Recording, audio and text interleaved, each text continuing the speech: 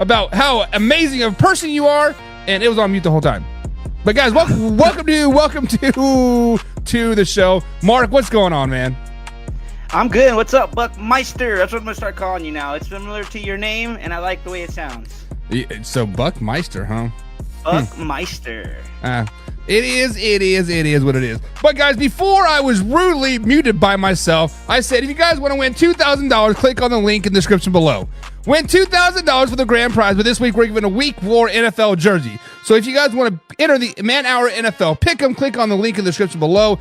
The winner gets an NFL jersey. So if you're a Raiders fan, I'll get you a Raiders jersey. If you're a Broncos fan, I'll get you a Broncos jersey. If you're a Chargers fan, I'm sorry, I'll still get you a Chargers jersey.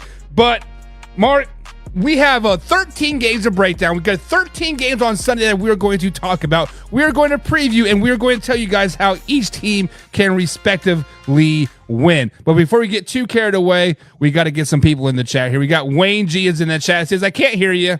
I know, Wayne. I know. That's my bad. Derek says, hey, your song's still playing, though. Hey, it's a great song, isn't it? It's a great song. Jim Pal is in the chat as well. He says, are we supposed to hear something? Man, you all fucking dicks, man. And then Jim says, he's a Broncos fan. God knew you were muting when you were lying. So apparently I muted you the whole time, Mark, just because you're a Broncos fan. And then we got the OG of the show. We got Mr. Alpha Rob in the show tonight as well. Alpha Rob, stick around because we are going to be talking about your Buffalo Bills. And yeah, no, I'm not breaking it down. So Mark is going to give you some great knowledge of the Buffalo Bills, Alpha Rob. So I would say basically, don't suck like Combsy always does. No, I'm totally kidding. But guys, Mark and I are going to go through each and every team today, telling you guys how each team can particularly win said games. So Mark, let's go ahead and get started here very, very first here. The first game of the docket that we're going to talk about are the New Orleans Saints taking on the Atlanta Falcons. The Saints right now, guys, are 2-1 with wins over the Panthers and Cowboys the first 2 weeks, and then they kind of got stubbed by the Philadelphia Eagles come week 3. And then the Atlanta Falcons right now are sitting at 1-2. They lost opening week versus the Pittsburgh Steelers 18-10, and then they beat the Eagles 22-21 on a Saquon Barkley dropped pass, and then they lost to the Kansas City Chiefs 22-17 respectively. So, Mark, the Saints right now have a 51% chance of winning this game. How can the Saints win this game?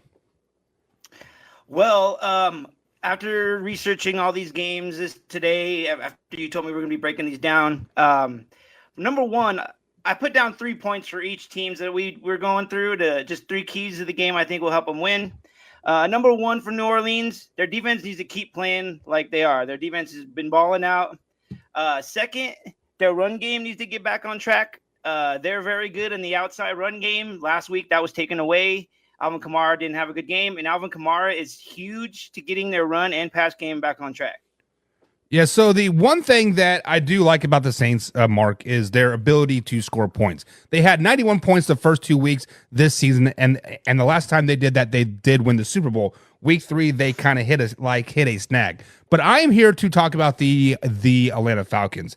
And I think the Falcons have a really good shot of winning this game, mainly because of Mother Nature. Let's just be honest. Every time something catastrophic happens, like did in Florida and Atlanta, through the Carolinas up to Kentucky and Tennessee, we got hit hard. It is ridiculous. That team, that community always rallies around and goes and be loud. The Falcons are at home. They are in a dome. So that thing is going to be loud. It is going to be rocking. It is going to be tough for the Saints to play. So the key factor, number one, is to jump out early. Whether it's taking the ball even though you won the toss, whether it's a big turnover, or whether it's just just dominating 3-and-out defense. So I think they have to jump out early. They have to show their dominance early in this game. Step number 2, Kirk Cousins has to ball out. Kirk Cousins, I thought, was the Achilles heel, no pun intended, for this Atlanta Falcons team. When I first looked at the Falcons roster earlier this season, I was like, yeah, they have a pretty good roster on paper, but Kirk Cousins. What about Kirk Cousins? Kirk Cousins. That was the biggest question mark all all off season. Can Kirk Cousins come out and perform? Step number 2 for the Falcons to win this game, Kirk Cousins has to ball out. He has to throw for 300 yards. He has to throw 3 tutties. Number 3 is that the Falcons front 7 has to rattle Derek Carr. They have to get to him early. They have to hit him often. I believe versus the Eagles, he had like 7 or 12 hurry-ups in the first half alone. The Falcons have to get to him early and often in this particular game. So, Mark, when you hear my thoughts on this game and I hear your thoughts in this game, who do you think is going to win this game? Is it going to be the Saints and the Falcons, and why? Or the Falcons, I should say. Well, I think it's going to be the Saints. Like I said earlier, my earlier point, New Orleans defense has played really well. The only reason they really lost is because they got gashed by 2 big plays at the very end of the game. A 65-yarder by Saquon and a 61-yarder by Goddard. Other than that, they shut those down. They win the game. So I just think that they're going to do the same thing to Atlanta. Yeah. And unfortunately, I'm picking the Falcons because as much as I think the Saints are going to do well this season, I think they are going to get 12 to 13 wins. I just think the Falcons have a lot of favoritism on their side for this week. Like the Storm, the fans, and the community need something to rally behind, and I think they're going to be really, really there. So I'm picking the Falcons. You got the Saints in this particular game. So people in the comments below, if you see this, we have Saints versus Falcons. The wow emoji for the Saints, the heart emoji for the Falcons. Let me know who do you guys got and and why. So, guys, let's go ahead and jump over into the comments here. Wayne G's says the key to this game is to start Michael Penix. Wayne, Mark, you were laughing about this. Like, why are you laughing about this? Oh, I'm not laughing about the topic. I'm just laughing that, of course, Wayne's chiming in and wants Michael Penix to start. Like, right. I just know him. He's a good guy, and I just knew that was his opinion on him. So it just makes me laugh that, of course, he said that. Yeah, and honestly, I am with Wayne G. You went out, you spent a first-round pick on Michael Penix Jr. Kirk Cousins really hasn't been living up to the hype per se. Why not start Michael Penix Jr.? Like, I guess $180 million reasons why it's not to start him, I guess, but it is what it is. But Wayne, I like Michael Penix Jr. I liked him when like he was here at Indiana, and I loved him when he was in Washington. Kevin Cummings is in the chat. He says, at the Titans, go Dirty Birds. I don't know what the Titans have to are in this conversation, but hey, go Dirty Birds. Do the Dirty Bird swag, right? Mike McSwagger is in the chat. He says, Demario Davis is out. That will help Kirk Cousins. And also the Saints center is out as well. Yeah. You say he is a beast. Like, what makes him a beast? You you think, Mark? I just think he's like the key to their defense. You know, most of the time the linebacker is the guy that, gets all the play calls and he gets everybody in line. He's just super important to them. So him being out is huge. Yeah, I mean, of course, anytime you have a starter out, obviously it's very, very, very, very big. Mick McSwagger thinks that the Saints are going to win this game. Thank you for your thoughts on that. Biggest Brown fan says start on the Browns. We'll be talking about the Browns here in 4 games. They are our 5th game on the dot. No, that's the Broncos. I'm sorry. Where are the Browns? Come on, get it together. They are game 11, so they're the afternoon game. So we got a little while before we talk on the Browns, but we definitely will be talking about the Browns. And Kevin Cummings says Carr is going to do Carr things. Eventually, he'll go back to being shitty. He does this every season.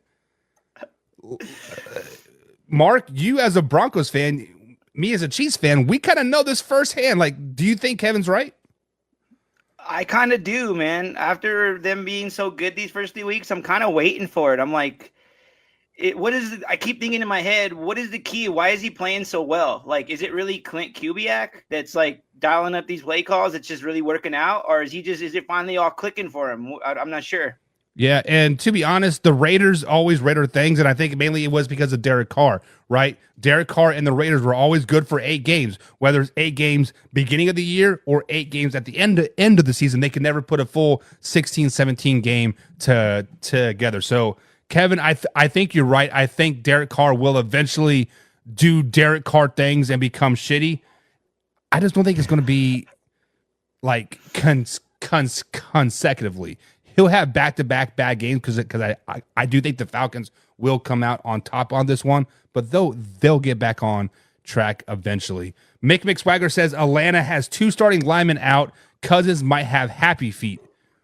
See, Mick, the good thing about Kirk Cousins is he can have all the happy feet he wants.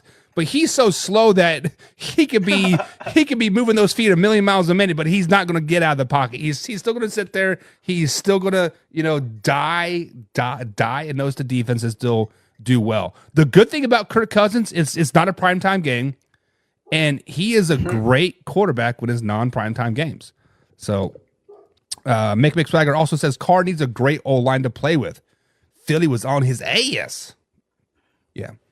He was. they were. Biggest Brown fan says Drake London and Kyle Pitts need to step up, which Kyle Pitts, I was almost ready, Mark, to give him the bust label to, we'll be honest, what the Falcons shot to him, like 4th or 5th overall. And hell, he didn't score a touchdown his first whole season, was the first season and a half. I was like, and then finally, that was ridiculous. Yeah. And like a lot of like, and finally you're like, you saw like, hey, he scored a touchdown. Things are looking up, and he kind of went back in the shadows. But now, last game, he did kind of step up a little bit. Is Kyle Pitts a key to the Atlanta Falcons' success, Mark, one way or the other? I think so. I think just because you need him to play well, like you said, he didn't score his whole first year. He finally has a decent quarterback that can get him the ball. So if they don't utilize him this year, it really will be a bust. Yeah. So would you trade him? I mean, you probably could get something for him. You could. I don't know if I necessarily would if I was a GM, because I'm kind of like you. I'd want to be wait and see to see what happens still. But I don't know. It's a possibility. Yeah, but at some point, it's kind of shit or get off the pot time. But Wayne G said it's just slow it down, baby. Slow it down. Pitts could be a late bloomer like David Njoku. Could be. We will see. And Kevin Cummings says blame Pitts on the lack of production from the quarterback and the offensive coordinator. We could, or we could also blame all the drops that he had as well. Before we get into the next game here, Kevin Cummings wants to see Kirk Cousins do the Dirty Bird. Wouldn't that be some shit if they actually brought the Dirty Bird back? I bet you it comes back this year. I bet you. Just wait, man. Because they was it the Divas that kind of did it last game? Like they tried to do it, but I was like, they're like, maybe not. But right. It is what it is. Next game up on the docket here, we do have the Rams taking on the Chicago Bears. Right now, the Rams are 1-2 on the season, along with the Chicago Bears as well. Right now, per ESPN.com API, the Rams have a 51% chance of winning to Sunday's game. Mark, with the Rams having a 51% chance of winning this game, tell me how the Rams can actually win this game. Well, the one thing that really was key to the Rams last week beating the 49ers was their rush. Kyron Williams, that guy is really playing like really well. So I feel like it. And plus, Chicago's defense gave up a shit ton of yards last week, so they should be able to take advantage of that. But the one thing I keep thinking about, Keenan Allen is supposed to be back this week finally after injury. I feel like they got to really watch him. So you think if the Rams shut down Keenan Allen, that will be the key of the success? Well, I mean, their offense really hasn't looked great, and so they finally have another guy there that could help them out. Maybe give Odunze single coverage. Who knows? But yeah, they need to focus on that.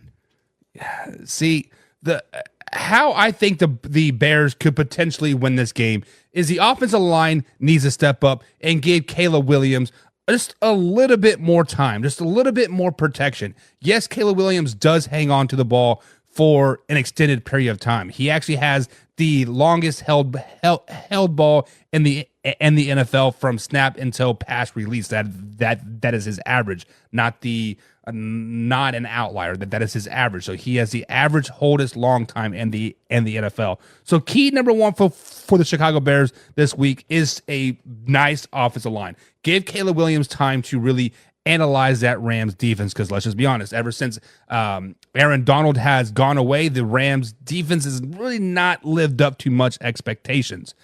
Number two is I think DJ Moore needs to get out of his own head. DJ Moore has been deemed this cancer in the locker room.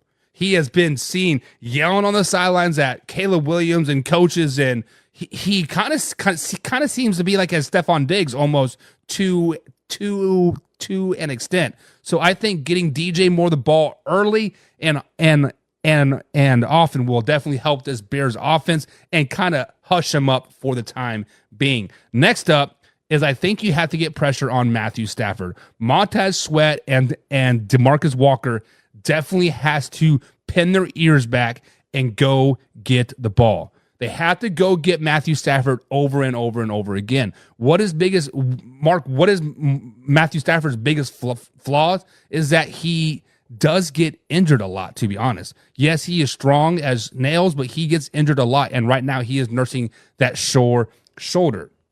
So with that being said, the Rams do have a 51% chance of going into Chicago and beating the Chicago Bears. Mark, who are you taking? I got the Rams, man. I think, like you said, Matthew Stafford's hurt and he's strong, but dude, he's like an Iron Man. And I feel like he's the type that the more he's hurt, the better he plays. And not only is he hurt, but their whole team has really dealt with a ton of injuries. He has no Kupp, no Puka Nacua, and he's still balling out. So, yeah, I think I'm going with the Rams. Yeah, I'm actually going with the Rams as well, even though Cooper Kupp is out yet again. Tutu Atwell is starting to kind of make a name for himself. He is definitely kind of being that X factor for the LA Rams. But I really like the Rams run offense. Keenan Williams and Ronnie Rivers has kind of been that nice little 1-2 punch that the Rams have been kind of seeking for a long time. They moved away from Cam Akers this off season. Oh, it wasn't Cam Akers.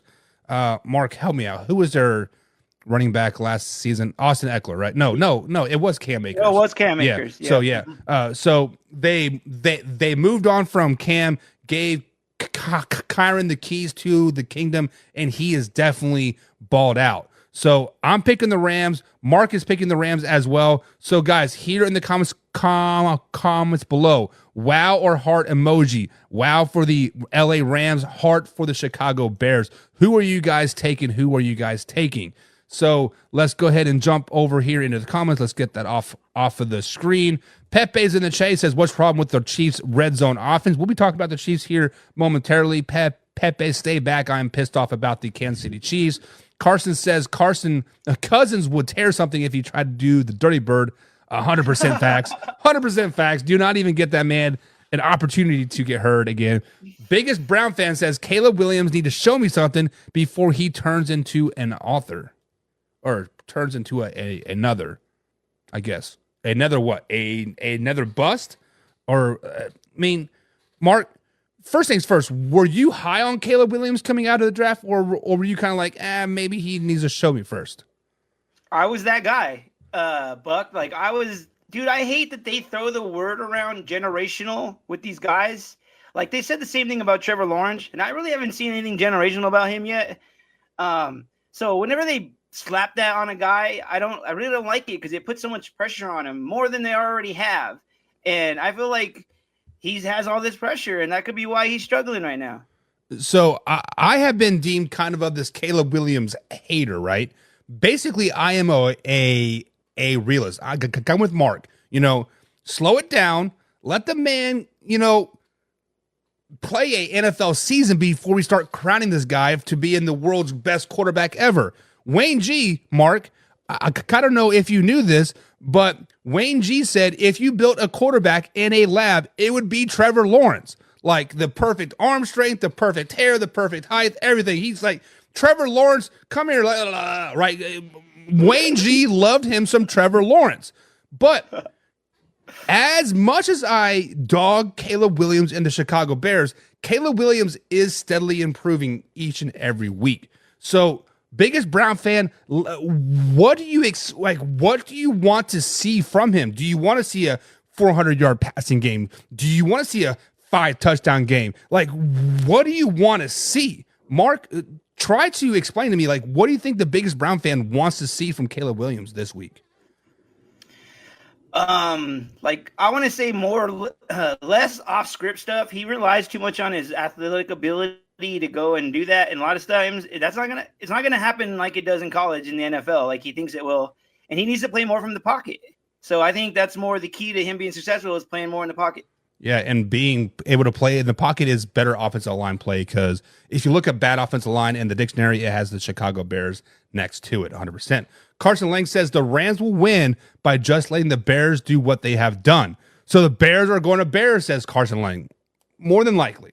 More than likely. Wayne G says a healthy Keenan Allen is arguably the best receiver in the NFL. His return equals Caleb Williams' first big game. Mark, when you see that, what do you first initially think? It's what I said earlier. Like, you got to watch Keenan Allen. He was the best wide receiver last year, and he's going to be coming back. And like I was saying, he might get some single coverages because of all the guys they have wide receiver wise. Yeah. Just basically wait until he strains a hammy again or a knee or something. I don't know. Whatever. It's just a matter of time. Biggest Brown fan says Caleb Williams needs to show me more. Needs to show me something before he turns into a Justin Fields. Mark, what is your thoughts on Justin Fields? Because I can go in on the Chicago Bears and Justin Fields all like all night long.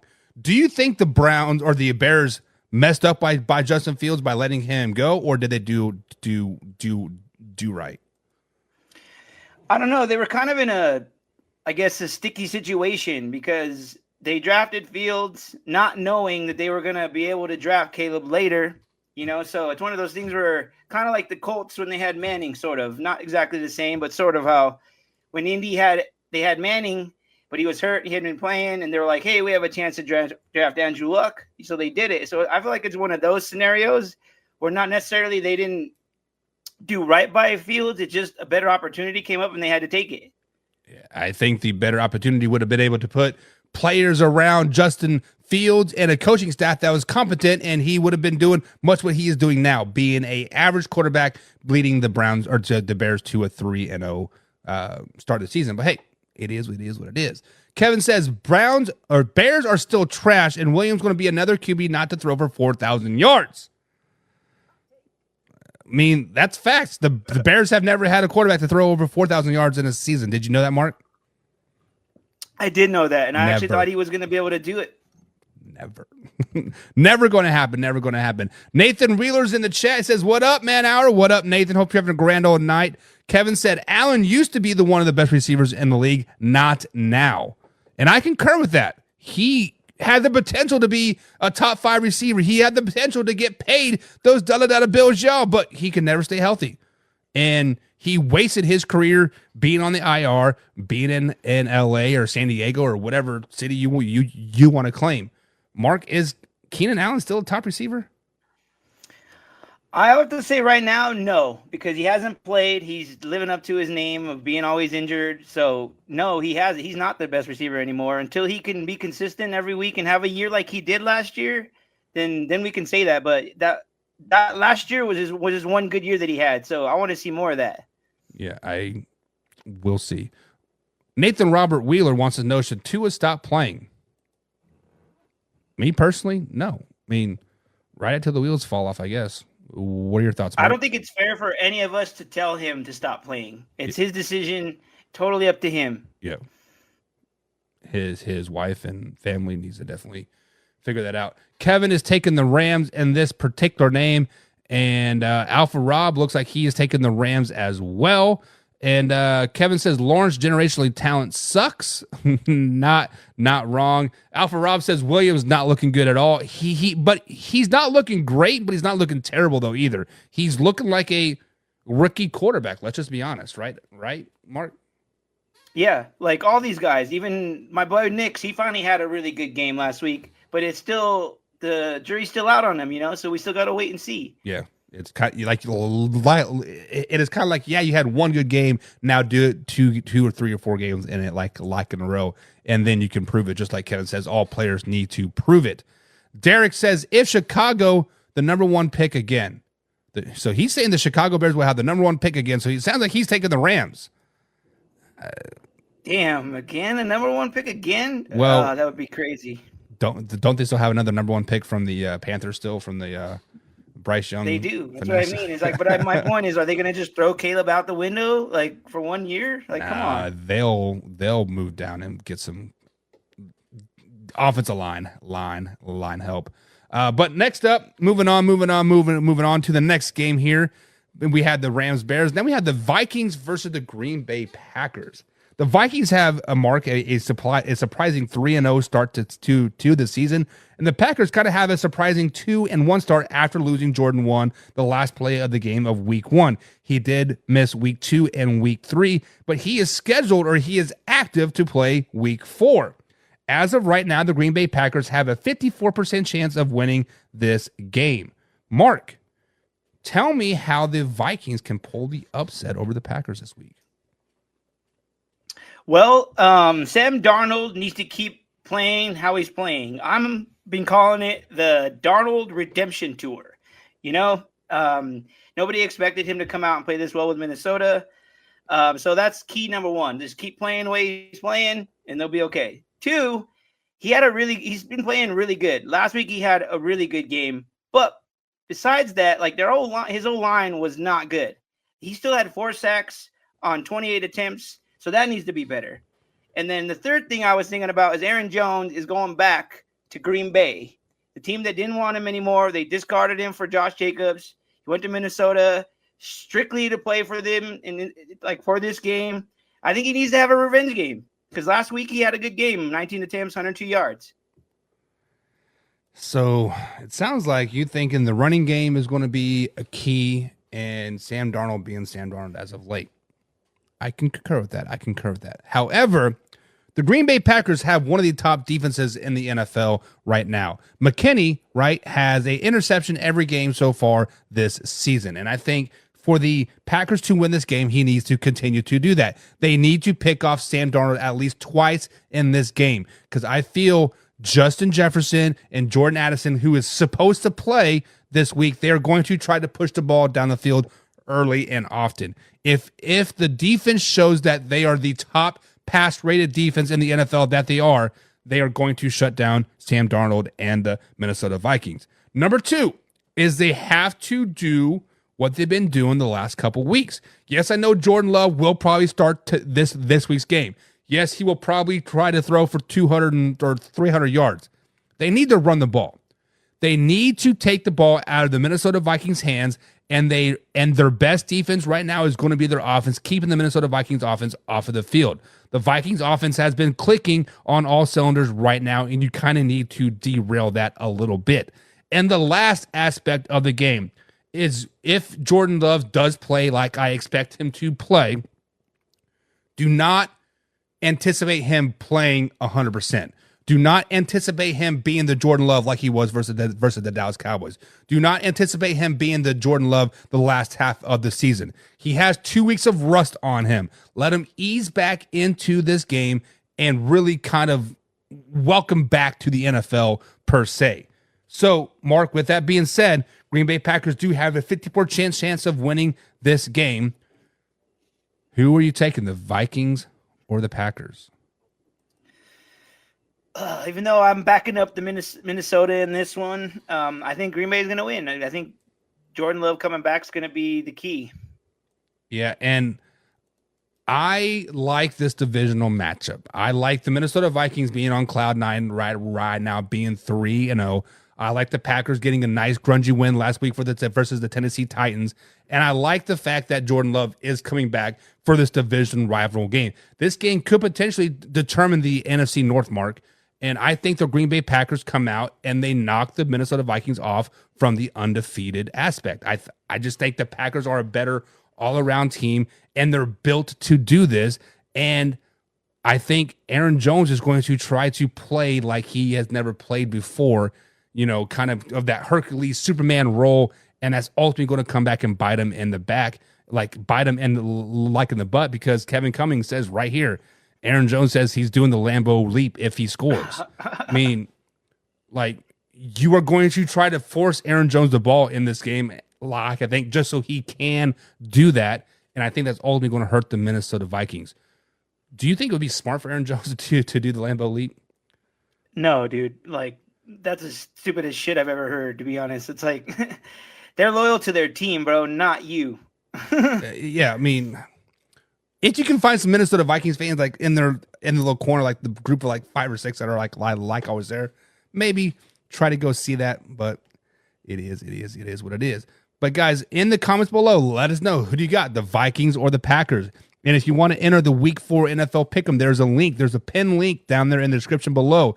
Click on that link. It takes you to a Google Doc. It gives you a chance to win an NFL jersey this week, and it gets you entered in a chance to win $2,000 as well. And Derek says the winner of this game is going to come down to the kicker. Who has the better kicker? Well, clearly the Packers have the better kicker, right? I think so, yes. Yeah, I think the Packers have one of the best kickers in the NFL, if I'm not mistaken. My man Jameson is in the chat as well. He says Packers because Jordan Love is back. Sam Darnold will return to form, and the Vikings bubble will pop, and they will fluke like they are. So, I want to talk about Sam Darnold a little bit, because I talked a little bit about this on Thursday's show. I was going to go more depth to it on Friday's show, but the hurricane hit here, and we had flooding and all that stuff. But that's besides the point. But I said Sam Darnold has proven himself to be a pretty resilient, pretty reliable quarterback. Once he's had a little bit of coaching with Kevin O'Connell and Kyle Shanahan, he's easily a top 13 quarterback in the NFL right now. It shows you how important coaching actually is in the NFL. Carolina, he was a 4-string quarterback. Jets, he was absolutely terrible. And now in the Vikings, he's potentially a top 13 quarterback. Do you think this run, Mark, by Sam Darnold is just a fluke, or is this actually the Sam Darnold that we kind of expected when he was drafted by the Jets? I don't think it's a fluke. It's like you said. For me, it's always been about the right fit. I'm a firm believer that guys like the guys that get drafted early in the first round, they need to go to a team with an offensive-minded head coach. I'm sorry, but when you go to a team that has a defensive head coach, he's not worrying about your development. Like the structure isn't there for him to improve and be better. So he got a raw deal. He went to the Jets. The Jets didn't know how to develop him. He goes to Carolina. They obviously don't know what the hell they're doing. And then now he went to Shanahan, who actually knows what he's doing. Like I said, an offensive-minded head coach. And then now he goes to Kevin Conn, who also is that way. So, yeah, I can see him doing well. Yeah, and I also kind of want to add to the point that Jameson is a 49ers fan, so he knows about decent quarterback play, and it isn't a coincidence that every quarterback that comes to San Francisco under the Kyle Shanahan system is a decent quarterback. I mean, maybe he's just a good coach. Maybe it's not the system. Maybe he can actually coach, right? Because Jimmy G, decent quarterback. He went to the Raiders, shit, right? Brock Purdy, Mr. Irrelevant. Nobody thought he was going to do anything in the NFL. Look at him now, right? Now, the only outlier could be Trey Lance, but that really wasn't a Kyle Shanahan system guy. If I don't yeah, they drafted him, but he never really got an opportunity, right? He was kind of just thrown in the fire, said, good luck, buddy. But it is what it is. Jameson also says, hot take here, says every undefeated team will lose except for Kansas City this week. Ooh, okay. Interesting. Slow it down. Alpha Rob, my man is picking the Packers, but he also says that the ghost man, Darnold, is balling though. He's definitely Sam Darnold is probably leader of the comeback player of the year right now, right, Mark? Well, they said they changed the rules of the comeback player of the year. Like, you can't just come back from sucking. Like, that's not part. Like, you have to like come back from injury or something like that. So he's not even a candidate. Oh, really? So being a backup quarterback on a team, going to another team and starting is not candidate. I mean, Wow. it could be, but I don't know. I'm not totally sure. Like I said, they changed the rules, and I think there's the rule. There's changed it. So just because of that, they don't want players who just played bad and all of a sudden get a comeback player of the year. Probably like Joe Flacco that come back and play good for 4 games and like, oh, comeback player of the year. Okay, 4 games, awesome. Right. Whatever. Yeah. So whatever. Derek says jumping it in the crowd is a good way to get a free beer and some nachos. So yeah. So if you are the Green Bay Packers, if you are the ownership or the general manager and you're at the concession stands, like you're a local high school team running the concession stand that particular game, you hope Aaron Jones finds the end zone twice, because there's 20 more beers. Boom. Sold. And that's a couple $100, right? $18 a pop. Get you some bread, man. Get you some bread. Jamin says, unless San Francisco actually taught him to play quarterback, then he just is still below average. Kevin O'Connell's a good coach, Mark, right? I think so. Mm-hmm. I agree, because we had the chance to hire him. I still don't understand why we didn't hire him and we hired fucking Nathaniel Hackett. It's so stupid. Yeah, but that's besides the point. Because they're trying to get Aaron Rodgers. I know. It just pisses me off that we could have had him, because he's a great coach, and I love all the coaches that come from the Shanahan tree. All of them had success. All of them keep showing success. Like, they're the best coaches in the league. Alpha Rob says that Sam Darnold could be a late bloomer like Rich Gannon was. We will see. We'll see. Like Jameson said, we'll see. Yeah, he also won a Super Bowl, right? Or at least took him to the Super Bowl with the Raiders. Yep. Carson Lanning says Darnold also said he learned how to play to study football from Brock Purdy. Interesting. I didn't know that. That's an interesting take. Kevin Cummings says Josh Allen was drafted by a defensive-minded coach. He's doing awesome. Yeah, but he had good coordinators. He had Brian Dable, who's a great coordinator, and now he's got Joe Brady, who's another offensive great coordinator. Yeah. So you could have an offensive-minded head coach, but you got to have an offensive-minded somewhere to help the structure. Yeah. Also, if you think about it, the year that he had, quote, a down year, which was last season, they fired that offensive coordinator mid-season. Insert Joe Brady. Insert 8 games in a row. So, yeah, it's a lot of coaching. Tiaco 2.6 just subbed. Thank you for subscribing. We definitely appreciate that. Carson says just going to say it. Hamlin didn't even win comeback player of the year, and he literally died on the field. And Carson, I'm just going to say it. Don't shoot the messenger. DeMar Hamlin was not a very good player. I'm just you kind of have to have a successful season. I believe last year he played maybe 15 snaps. So he wasn't even a starter, dude. Yeah. So Jameson's. I'm with you, Buck. And Jameson is defending Trey Lance here, or defending the 49ers, of course. He says Trey Lance was a dumb draft pick. He was never fit for the San Francisco 49ers. True.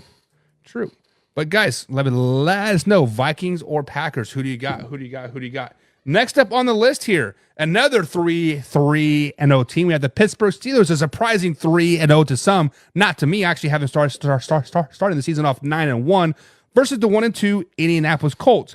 Mark, right now the Pittsburgh Steelers have a 54% chance of winning this game. Tell me how the Pittsburgh Steelers can go into Indianapolis, Indiana, and beat the Colts this weekend. Okay, so my 3 keys to this game. Number 1, Justin Fields is coming off the best game he's played this season. He had 245 yards, a touchdown, but he did throw a pick. He had overall 96 rating, which isn't bad. One thing he needs to do, he needs to avoid sacks. Their Pittsburgh offensive line is atrocious, and he's got the feet to move around, so he needs to avoid that. Like, he had 4 sacks against Indy last week. That's not going to work. Also, their run game needs to get going. The run game wasn't good last week. They had 28 attempts for 63 yards. That's not going to do it. And lastly, their defense has been playing solid. I think the whole reason why they've been winning is because their defense is so freaking good. And I think the biggest thing is them shutting down Jonathan Taylor. That is their biggest offensive threat. Indy, he had 110 yards last week, 2 touchdowns. That guy's a beast. Yeah, so I concur with everything that you said. Defense is definitely key for the Pittsburgh Steelers. And of course, Justin Fields balling is a big thing. But I think the Indianapolis Colts can, quote, pull off the upset this weekend. I really think if they run the ball with Jonathan Taylor over and over and over again, run it right at TJ Watt and that Pittsburgh Steelers defense, they can have some success. Right now, Jonathan Taylor has 261 yards so far this season, which is good for 7th in the NFL. And I think if you continue to tote him the rock, he could definitely break 15, 16, 1,700 yards this season. Next up is kind of take the training wheels off of Anthony Richardson. Yes, I understand you want to protect him from himself, but what made Anthony Richardson so great in college was his ability to roll the pocket and the ability to scramble when he needed, much like Lamar Jackson does, right? The ability to stretch the play. And right now, the Colts are kind of handicapping him, forcing him to stay in the pocket. I think if they just let him play and let him be him, they will do well. Next up is, I think, the defense. The defense has kind of been a unsung hero for the Indianapolis Colts per se. They are quietly, putting up some decent numbers week after week after week. Yes, they are 1-2, but if you look at the Houston Texans game, they held the Houston Texans to under 30 points. They held the Green Bay Packers under 16 points, and then they held the Chicago Bears last week under 16 points as well. That defense is starting to click and get better and better and better. So let JT run the ball, take the training wheels off of Anthony Richardson, and let that defense just eat. Get pressure on Justin Fields, force him to make some upsets. So, Mark, I giving you my spiel, you giving me your spiel. Who do you got, Pittsburgh Steelers or the Indianapolis Colts in this week's game? Even though my spiel was about the Steelers, I think you're right. I think if they let off the chains of Richardson and let him run more than throw, because his accuracy is bad. It's really bad. So maybe if they could just get him going run-wise, that would help them. And I can see them giving the ball to Taylor a whole lot. So, yeah, I can see them winning. I'm going Indy. Yeah, I am going to Indianapolis Colts as well, as I do have the Pittsburgh Steelers starting off the season 9-1 this season. The one loss was to the Indianapolis Colts. Because whether you like it or not, Mark, Indy is a tough place to play. It is obnoxiously loud all the time, and it just feels weird. Every time I've been to a Colts game, rooting for the opposing team, whether it be the Chiefs or the Cowboys or anybody but the Colts, I'm just like, man, you guys are freaking obnoxious. Just shut up. Like, I can't even hear myself thinking there, because, well, it is a dome and it just echoes and it is just consistent. But I think the Colts defense really steps up and really wants to flex on the Pittsburgh Steelers. Like, you know what? We have a good team as well. Sam wants a final score prediction on this game. A final score prediction, Mark. Do you know what the spread number is? Let me look. Are you looking about the over or under or the actual spread? The over under. Where's it at here? Let me click on it. Bada bing, bada boom. The over under is 40.5 and is a 2.5 spread in favor of the Steelers. Maybe 21-24 and they cover. I think the first person or the first team to break 16 points wins this game. So it'd be a 16-13, 16-12 type of score in favor of the Colts. So I like the Colts as well in a low scoring game.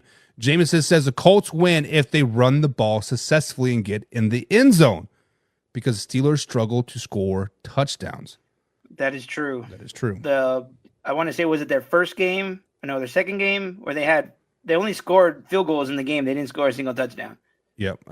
They went to the red zone, I believe, 5 times in that particular time and walked away with 0 touchdowns each and every time. However, last week they did score 3. So maybe they're starting to trend up a little bit. Kevin is saying, obviously you don't watch Buffalo Bills game. We were referring to last year. DeMar Hamlin only played like 13 snaps last season. He is starting this season, and he is actually playing well. I will give you guys that. Derek says, got this. Richardson about to ball out. Colts is the... Listen, if Anthony Richardson lives up to half of the hype that he was given to, I mean, Mark, we have to understand The Colts drafted a project quarterback, and they knew they drafted a project quarterback. That's why they had Gardner Minshew as a backup last season to kind of teach him and kind of like not get thrown to the wolves. Well, he goes down week 3, insert Gardner Minshew, and we never see Anthony Richardson on the sideline because he's healing and like all that stuff. This season, he doesn't have that backup figure. He doesn't have that fatherly figure or the mentor figure. So he definitely is a rookie still wet behind the ears, and this is his 7th NFL game. So just keep that in mind. But he does have Flacco there. Flacco's been in the league a long time. I'm not necessarily sure he's the type to mentor him. I don't know. Like you're right. He is a project. And now he's finally getting the chance to show because he, like you said, he was hurt last year. So now it's the time for really to see what he can do. But it's like you said, you gotta play to what he does well. Yeah. So here's the problem with Flacco. He was retired last season. The Browns called him. He was literally on his couch just living life. The only reason why he come back with his 9 kids. Yeah. The only reason why he come back this year is because he thought he could be a starter in the NFL. That's the only reason why he come back. Truth of the matter is nobody wanted you last year. Nobody really wanted you this year. The Colts drafted you, got you by default. Like, Sam Ehlinger probably isn't the guy. So Joe, come here and mentor. But like I said, I kind of think Joe is that really guy. Is that guy? He isn't very good. As in, I think they're talking about DeMar Hamlin. Timothy Nicholas says the Chiefs will get their first loss of the season. Jameson saying Colts 24, Steelers 17. Okay. That's a little bit higher scoring than I was projecting, but I like it. John Pepples is in the chat. What's up, John? Speaking of pigskin pundits, John's a pigskin pundit. And Shady says, who is Joe Thomas? Is that Joe Thomas? Are you referring to Mark or me? I think they're referring to you, bro. You look like Joe Thomas. Do I look like Joe Thomas? A little bit. A little bit. I'll go by Joe Thomas.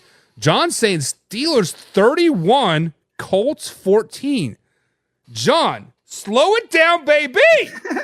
31 points on this Colts defense. Oh, I mean, shit. Alpha Rob says, Indy, I'm not sold on Fields on the road. Defense travels, though, Alpha Rob. Steelers have a top 5. Actually, I believe they're ranked 2nd overall right now in the league. Defense travels. Chiefs are going 20-0, says Jameson. Of course. Kevin Cummings says, I responded to, they're having a conversation there in the chats. And I'm not even going to try to say this name. Can you try to say that, Mark? Archibald Naomi says Field is 2-0 on the road. Well, the Steelers are 3-0 this season. Like, I mean, it is. It is. Jameson says Falco should start and bring Richardson in to run occasionally. I don't know about that. So that's a false statement. Joe Flacco is like 38 years old. Yes, he did ball out for 4 games versus the Cleveland Browns. But look who the Browns played those last 4 games of the season. Didn't really play anybody relevant. The only time they played somebody relevant, they got blown out, and that was by the Houston Texans in the playoffs. So there's a reason why Joe Flacco was retired last season. And I was actually just on a show earlier talking about this, about the potential of the Green Bay Packers doing this as well, Mark. They said, hey, they should let Jordan Love be the quarterback from 10 to 10 and then bring in Malik inside the 10. And I said, if you have 2 quarterbacks, you have no quarterbacks. And they're like, what do you mean by that? Mark, do you know what I mean? Like when I say if you have 2 quarterbacks, you have no quarterbacks? Yes, that means that they're both terrible. And there's a reason why, like when you have a guy, you don't really need to worry about having 2 quarterbacks. So yes. Yeah. Yeah. So no. Yeah. You need to stick with one or the other. It's Joe Flacco or Anthony Richardson. One or the other. You can't have both. You can't have your cake and eat it too, I think, as my wife says. John says, get you some pigskin pundits? Of course. But guys, who do you got? Who do you got? Steelers or the Colts? Let us know in the comments below. Next up, Next up, we have a game that's kind of low-key, very, very intriguing to me. This is a game that we will be streaming on our Discord. So if you guys are not a part of our Discord, click on the link below, become a Discord member. But we will be streaming this Broncos versus Jets game on our Discord. Right now, the Broncos are sitting at 1-2 on the season, coming off of arguably their best game in a very, very long time last weekend, and the Jets sitting at 2-1. Right now, Mark, the Jets have a 71% chance per ESPN API to win this game. Tell me how the Denver Broncos can go into MetLife Stadium in New Jersey and beat the New York Football Jets. Okay, my 3 keys. Number 1, Rodgers was finally coming into form last week, kind of looking like the old Rodgers. So we got to slow down that Rodgers. He had 281 yards, 2 touchdowns. That can't happen. 2, Surtain, our lockdown corner. There's not very many lockdown corners in the league. We have one of them. He needs to shut down Garrett Wilson. I don't think Lazard or any of the other guys are really a threat to us. And then 3rd, Denver's pass defense needs to keep playing like it is. They held Baker Mayfield 163 yards, only 1 touchdown, an interception. Also, our pass rush has been playing really well. We've had 7 sacks in 33 attempts against the Bucs, which I thought was really good. And then lastly, we can't let Hall and Allen, the run game, get going. If we stop them, I feel like we can win. Yeah, I see your run game and I see the defense, and I'm going to raise you these 3 things. Just like you said, Aaron Rodgers is starting to look like MVP form Aaron Rodgers. But I think the first key to this week's game versus the Denver Broncos is to get to Bo Nix early and often. Rattle that young rookie quarterback. As much as well as he played last week, he is still a rookie. Like we were talking, I don't know if it was pre-show or actually during the show, Mark, we said, let a quarterback put it 2, 3, 4 games in a row before we start to, elevate him.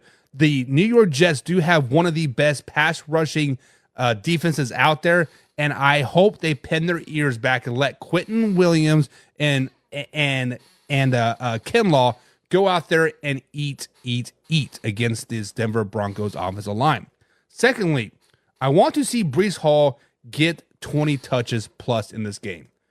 I don't want to see any other running back get the ball. I want to see Breece Hall really coming into his own. Of course, I'm a fantasy owner of Breece Hall, so I'd like to see him get 40, 50, 60 touches, but that's besides the point. I think if they get that running game going very, very, very well, the pass defense of the Denver Broncos is going to have to start to suck in to start to stop the run. And then the third key is once they do suck in, Mike Williams, Allen Lazard, Garrett Williams, and the rest of that receiving core is going to have some one-on-one coverage, and I think that is going to really separate them in the second half of this game. So with that being said, Mark, people in the chat below, wow emoji for the Broncos, heart emoji for the New York Football Jets. They currently have a 71% chance to win this game. Mark, who do you got winning this game and why?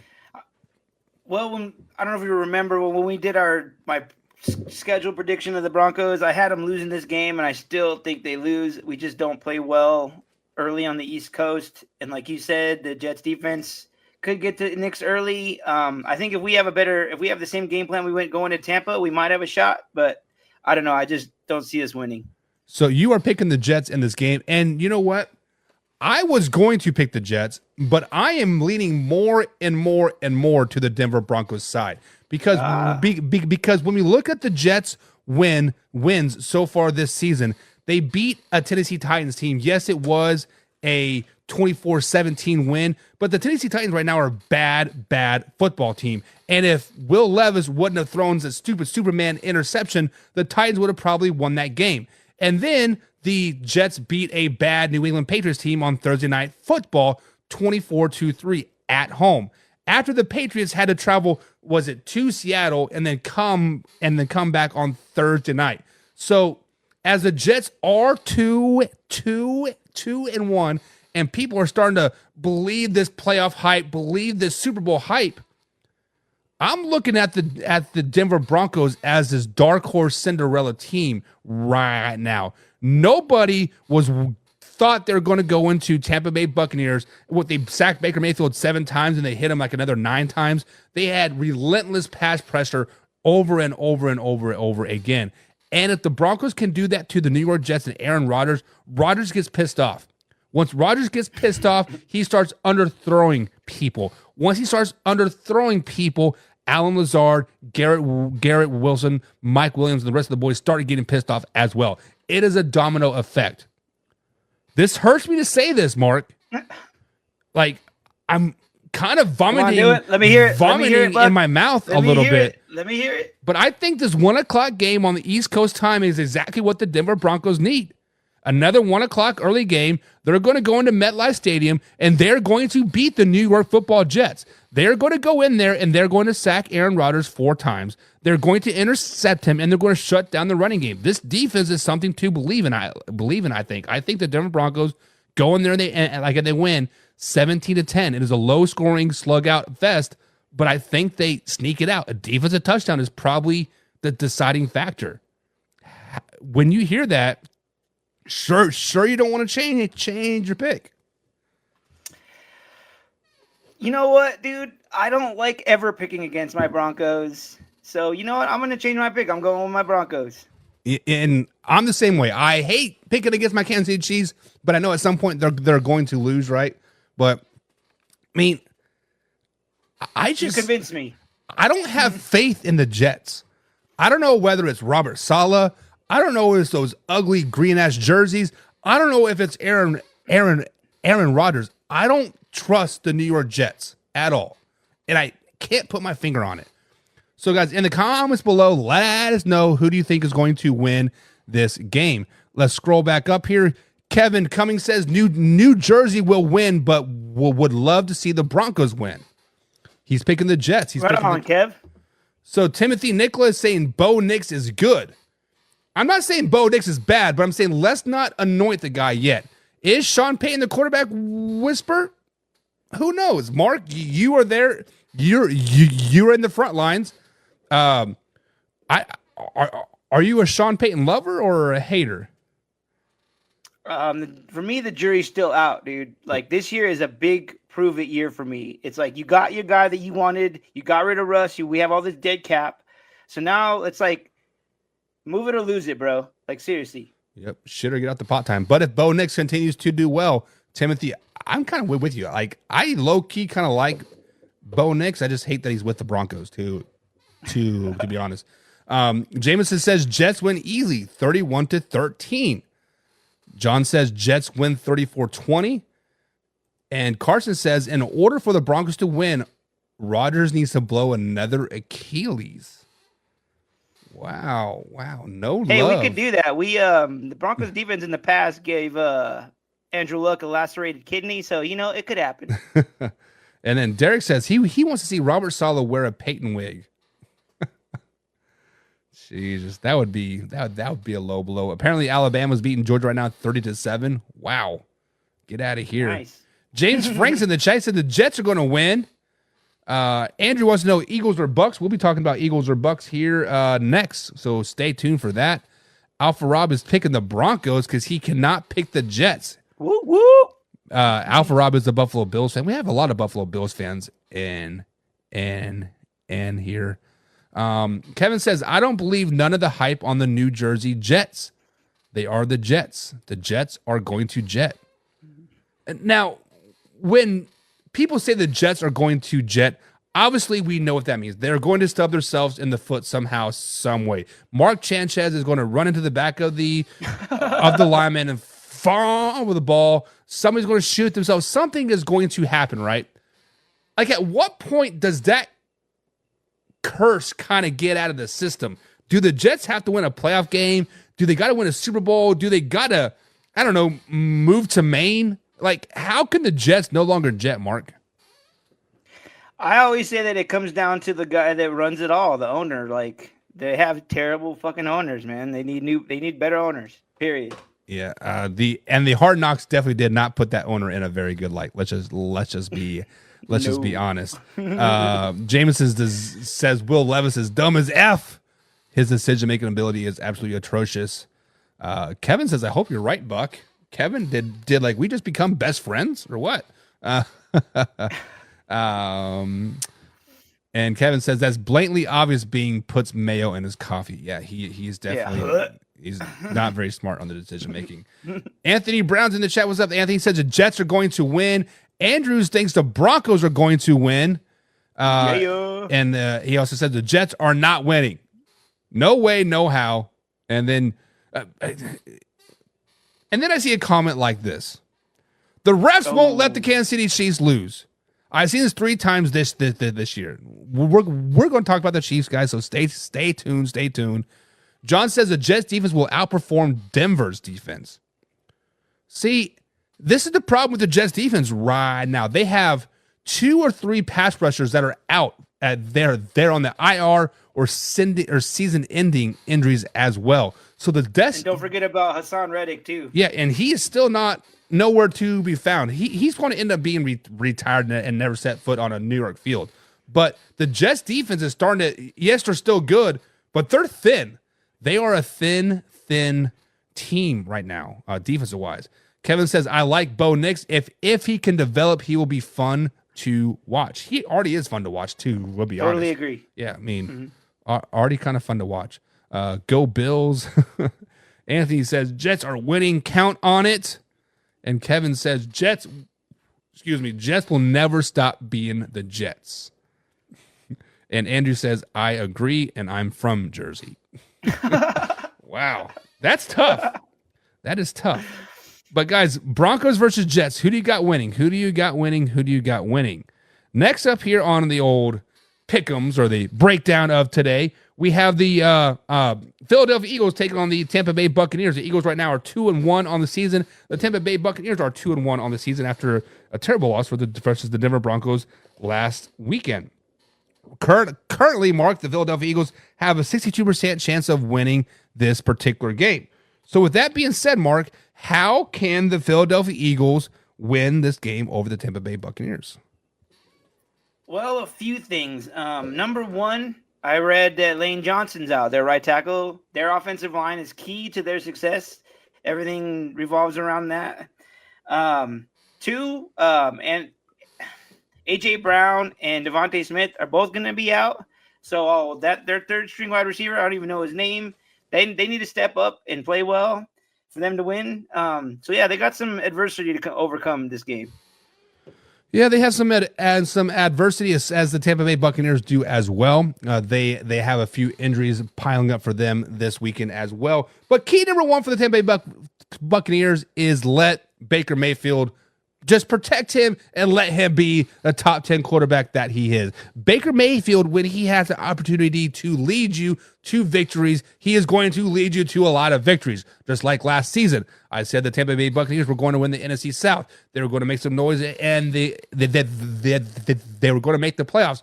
Nobody believed me, and look what happened. This year, I'm telling you again, the Buccaneers are going to make some more noise. 12-13 wins is not out of the reach for the Tampa Bay Buccaneers, all because of Baker Mayfield. This week versus the Philadelphia Eagles, it is going to start with Baker Mayfield at the helm. Next up is you have to look at the receiver core.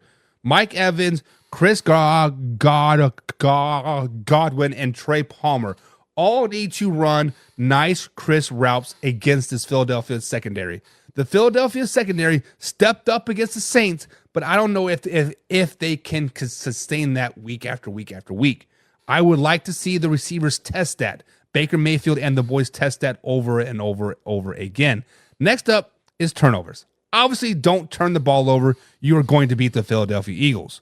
So, with that being said, Mark, Eagles versus Bucks. Eagles currently have a 62% chance of winning this game on the road versus Baker Mayfield and the Bucks. Who are you picking and why?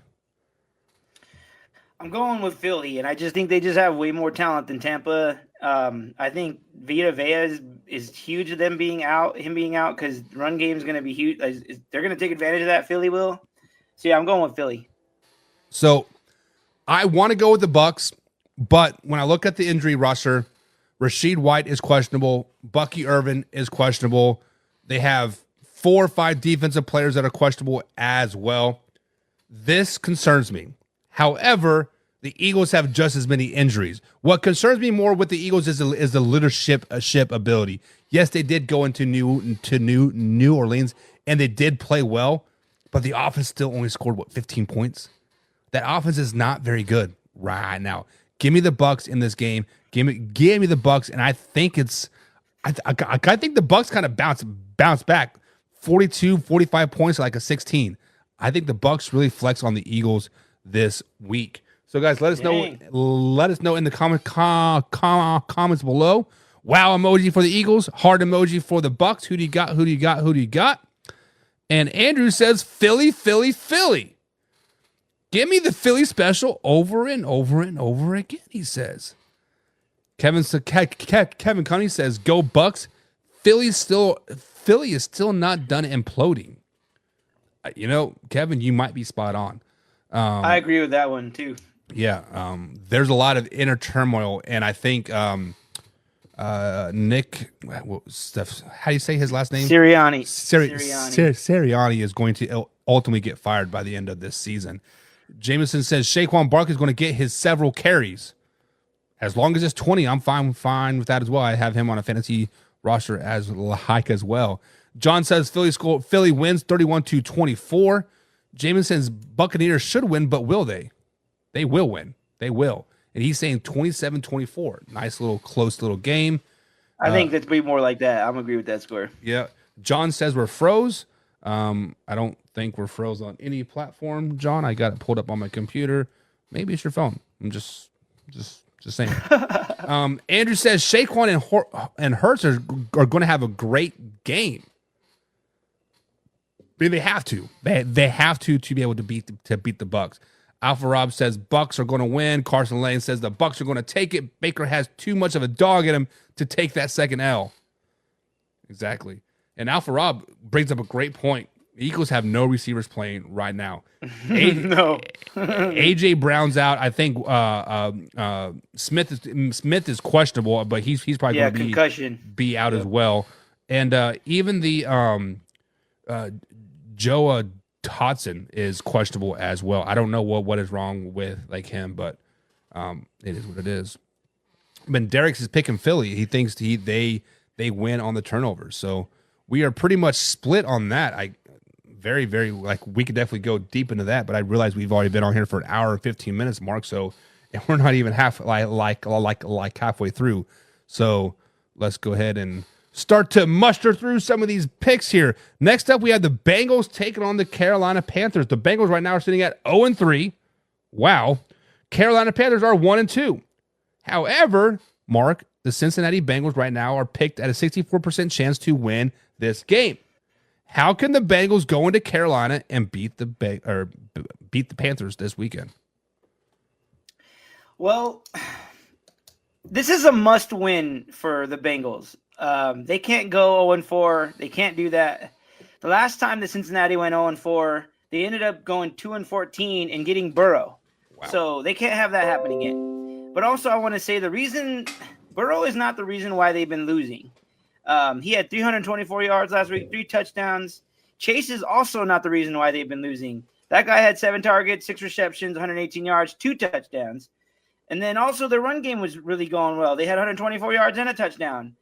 So the one key that's lacking is their defense. Their defense keeps letting up games. That's a whole big reason why they lost to Kansas City. They gave Mahomes the ball at the end, and they let him run down the field and score. They're the huge reason. So their defense needs to step up. Yeah, speaking of defense, the key number one for the Carolina Panthers this weekend for me is their defense. Their defense needs to play like they did against the Las Vegas Raiders last week, and they need to basically play a complete game. They gave up 22 points versus the Raiders. And I think if they hold the Bengals under 20 points, they're going to win this game. Next up is the continued growth of Andy Dalton. Yes, I know Andy Dalton is an old vet, but he has not started back-to-back games for 4 years, and that was with the Dallas Cowboys. And then he ultimately ended that game stretch. He had played 3 games in a row, ended it with a concussion that we all thought he was dead on that field. So the continued growth of Andy Dalton is key, but the biggest factor to this game is a step up of their rookie quarterback Leggett. Deontay Johnson is out for this week's game, so it is time for Leggett to really step up and be the guy, because there's no Adam Thielen, there is no Deontay Johnson. It is time for him to be the guy. And so with that being said, Mark, 64% chance for the Bengals to win this game. Who do you got winning this game and why? I know Andy Dalton played well last week, and they beat the Raiders' ass. Whoop, whoop. I'll take it. But Cincinnati's winning. They're not going 0-4. And you know what? I want to agree with you. I think the Bengals should win this game. On paper, everything points to them winning this game. But just like the Falcons game that we talked about an hour ago, Carolina got hit hard by that hurricane. Every interstate going into that city is closed down. Now, with that being said, the community is going to rally around the Carolina Panthers. The Panthers are going to, string a couple wins together here. Once the Andy Dalton effect runs out, they're going to come crashing back down to reality. They're going to be a 13-14 loss team this season. But I think they do beat the Cincinnati Bengals this week. The Bengals, much like the Philadelphia Eagles right now, they are self-imploding. They're shooting themselves in the foot. I don't have any faith in the Bengals at all. I don't know if it's Joe Burrow, Jamar Chase, the defense, coach, something. I don't have any faith in the Bengals at all. Give me the Panthers in this one. So, guys, let me know. Dang. What do you guys think? Bengals or Panthers in this week's game? 0-3 versus 1-2 teams. This game could potentially be the number one overall pick. Jameson says if the Bengals lose, they should fire their head coach. Zach Taylor should be fired, he says, if the Bengals lose. Mark, would you fire? I don't know. He took him to the Super Bowl, man. I don't know. I wouldn't give up on him yet. He's another guy from the Shanahan tree. I'd give him another chance. I'm not firing him. Yeah, I don't know. That is tough. Like I said, their defense is atrocious, man. They need to fix the D. Yeah, definitely need to fix that D. Kevin says Panthers grab the win. Dalton's revenge game versus the Bengals, releasing him on his birthday. Did you know that the Bengals released Andy Dalton on his birthday? I did not know that. No, that's a little. That's kind of low, man. Like do it the week before. Couldn't even wait till the day after. Right, something. Carson says the Bengals are going to get their shit together. Ellen DeGeneres is going to lead them to their first dub of the season. Jameson says, funny. Yeah, he doesn't like Ellen DeGeneres. I actually shared that on our page, and people were like, now I can't unsee it, whatever. Jameson says the Bengals win 38-17. Derek says the Carolina's offensive line wins it, and that is shocking to me because I have not heard anybody speak positive about the Carolina offensive line at all. It's always been about how bad they've been, and they got 2 starters out as well. So. He's actually right, though. They're one of the top rated right now, O-lines. They are. Really? Because they look what they did to Max Crosby. He didn't do nothing against them. Well, to be fair, the Chargers did the same thing. Maybe Max Crosby just isn't as good as people say he is. That's maybe total myth. Pepe says the red rifle puts a dagger in him. The red rifle. Alpha Rob is taking the Bengals, and Carson says, Buck, I can hear you cheating for my quadriplegic cousin in a foot race till I'm blue in the face. Doesn't mean he's going to start running. So Carson says, you can cheer for all the Panthers you want. The problem is they still suck. And they still have David Tepper as their owner. So, yeah, there's that. Yeah. And Alpha Rob says, but the Bengals are a one-hit wonder. Wow. I don't know. I did see a stat where a quarterback that goes to the Super Bowl in a second season and loses never goes back to the Super Bowl. And that's been like, so it's been like Joe Burrow was like the one that they're referring to, and then there was like several others. And Dan Marino. Yeah, Dan Marino. Yeah, it was crazy. It was crazy in that game. But who do you guys got? Bengals or Panthers. Bengals or Panthers. Next up on our breakdown here, we got the Jacksonville Jaguars currently sitting at 0-3, traveling to Houston to take on the Texans, who are sitting at 2-1. Right now, the Houston Texans are at a 61% chance of winning this game. Mark, give me a reason why the Jacksonville Jaguars can go to NRG Stadium this weekend and upset the division rival Houston Texans. Well, honestly, I don't think they're going to upset them, but these might be some ways that they can do it. Key number one, they got to slow down CJ Stroud. That guy is phenomenal since he's been a rookie. Got to slow that guy down. 2, their pass defense needs to be better. Josh Allen fucking cooked them for 4 touchdowns, 263 yards. That's got to be better. And last, they got to protect Trevor Lawrence. That guy is getting sacked so much. Last week, there was 4 sacks and 28 attempts. Protect the guy. Let him have some time to throw. Protection is key. Protection is key, especially for that stereotypical pro quarterback in Trevor Lawrence. But key number one for the Houston Texans, I think, this week is Joe Mixon. I think the Houston Texans go as far as Joe Mixon takes them. I think if he strings together a few good games here, they could roll off 5, 6, 7, 8 wins in a row. I think Joe Mixon is key number one. Key number 2 is that defense. That defense added a lot of pieces this offseason. Alshar Razier, they added Daniel Hunter, and along with the other pieces as well. And that front four with Will Anderson and Mario Edwards is really the key factor for the Houston Texans this game. Get some pressure on Trevor Lawrence and stop Travis Etienne basically before he ever gets started. Next up is the kicking game. I want to see them kick the ball out of the end zone each and every time. The Houston Texans have given up the most yardage on kickoff returns so far this season. So just kick the ball out of the end zone. Do not give the Jacksonville Jaguars any opportunity to have good field position. So with that being said, Mark, Houston Texans do have a 61% chance of winning this game. Jacksonville Jaguars are 0-3. Who do you got winning this game and why? Even though I had the spiel for Jacksonville, I think Houston's going to win. I just think Jacksonville's playing really terrible right now, and I think out of all the coaches on the hot seat, I think Doug Peterson probably be the hottest. Yeah, and I believe it was Jameson brought up that if the Bengals start 0-4 this season, they should fire Zach Thomas. I think if the Jacksonville Jaguars start 0-4, Doug Peterson should be fired before he gets back to Jacksonville, Florida the following day. I am taking the Houston Texans in this game. I do think the Houston Texans are better than the Jacksonville Jaguars, but I do think the Houston Texans will eventually take steps back this season. They're not taking steps back versus Jacksonville Jaguars. Unfortunately, the Jaguars are just a bad team right now. I don't know. I can't put my finger on it. Maybe they need to start Mac Jones. Just put Mac Jones in there. What's the worst thing that can happen? I don't know. Remember, he's a generational quarterback. You can't take out Trevor Lawrence. You can't do that. He's also getting paid with $250 million too, a lot as well. I mean, technically, it'd be dumb to stay him. Let's just be honest. Jameson says the Bengals haven't done shit since the Super Bowl appearance. They haven't. Truth, they haven't. Carson says Texans win unless Houston's team all gets food poisoning.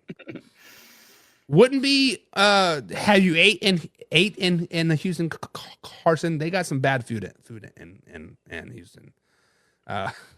Kevin says Texans could sit all their starters and still win. Wow. Insult to injury there. Sheesh.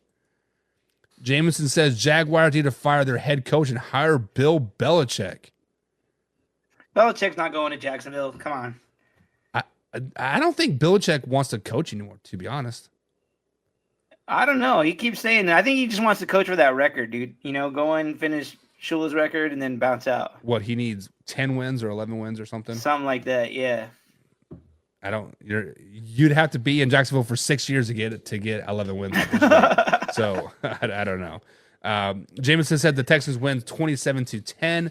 And Derek says he's Jags somehow going to Houston and upset them. I mean, in the defense, Derek, this is a divisional game. They do know each other well. And the Jaguars historically do win in Houston. The last 5 years, they have gone in there and they have beat Houston. So Zach Taylor and Doug Peterson should both be fired. Bill Belichick should be hired by one of them, and he needs 17 wins to break the record, says Jameson. 17. Okay. That's still a lot. Let's just be honest. That is. But Jaguars or Texans, guys, who do you guys got? Let us know.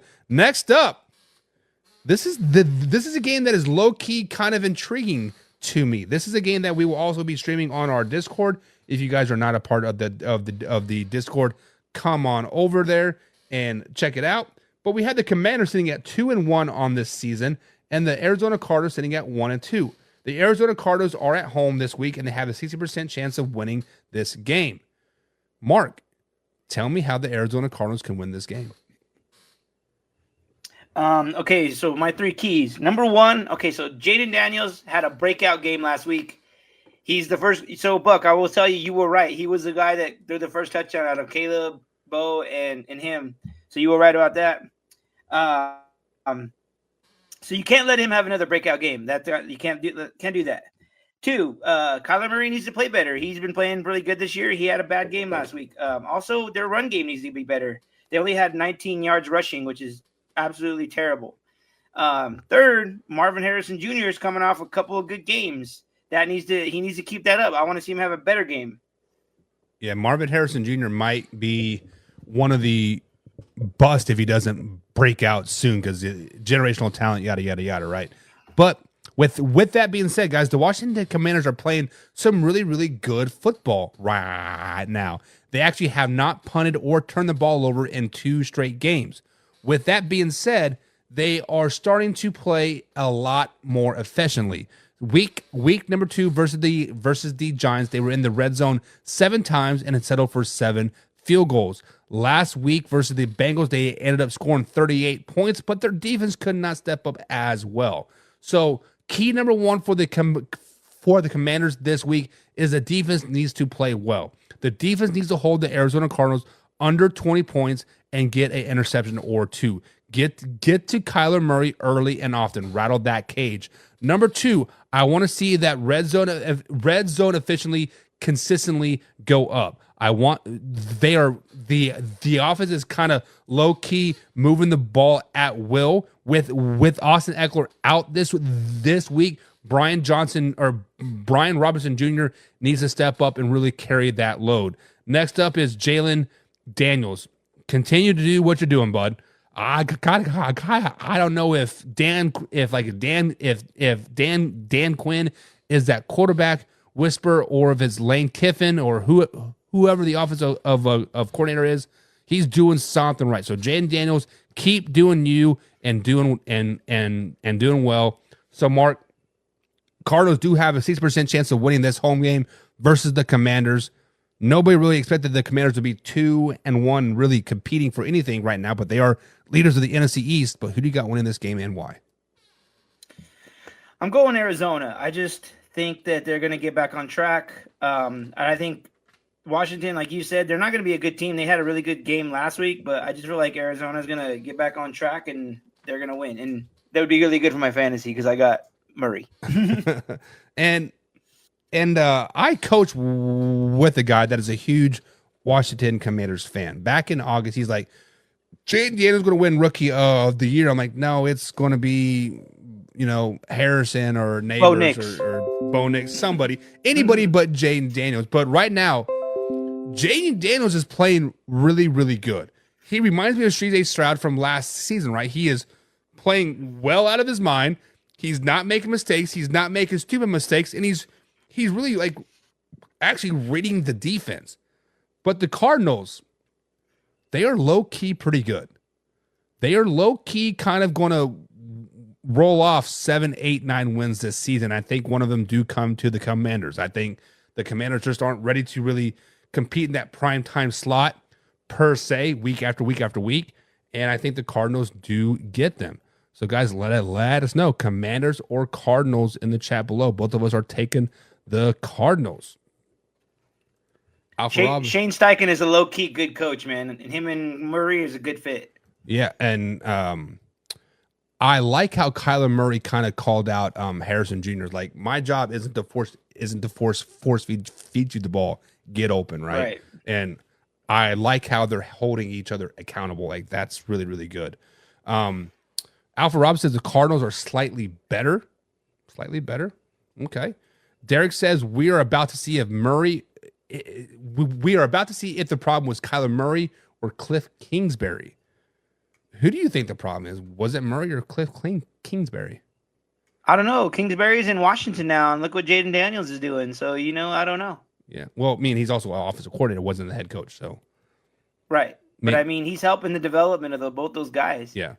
Maybe he's just not meant to be a head coach. I don't know. There are some people just not meant to be head coaches. Speaking of head coaches, the new England Patriots got a new head coach this offseason in Gerard Mayo, and many people expected them to go 0-17. My man Wayne G was like, nope, they suck. But opening night, they beat the Bengals, sitting them to a 1-2 record so far this season. And the San Francisco 49ers right now are sitting at 1-2 as well this season, riddled with injuries. Right now, the 49ers are projected to win at a 78% rate. Mark, give me a reason why the San Francisco 49ers are going to win this game. Well, the Patriots are coming off a really terrible loss to Rodgers and the Jets, and I feel like that was kind of really embarrassing for them because they don't really lose. They haven't really lost the Jets in like a long ass time. So I think that's a big thing.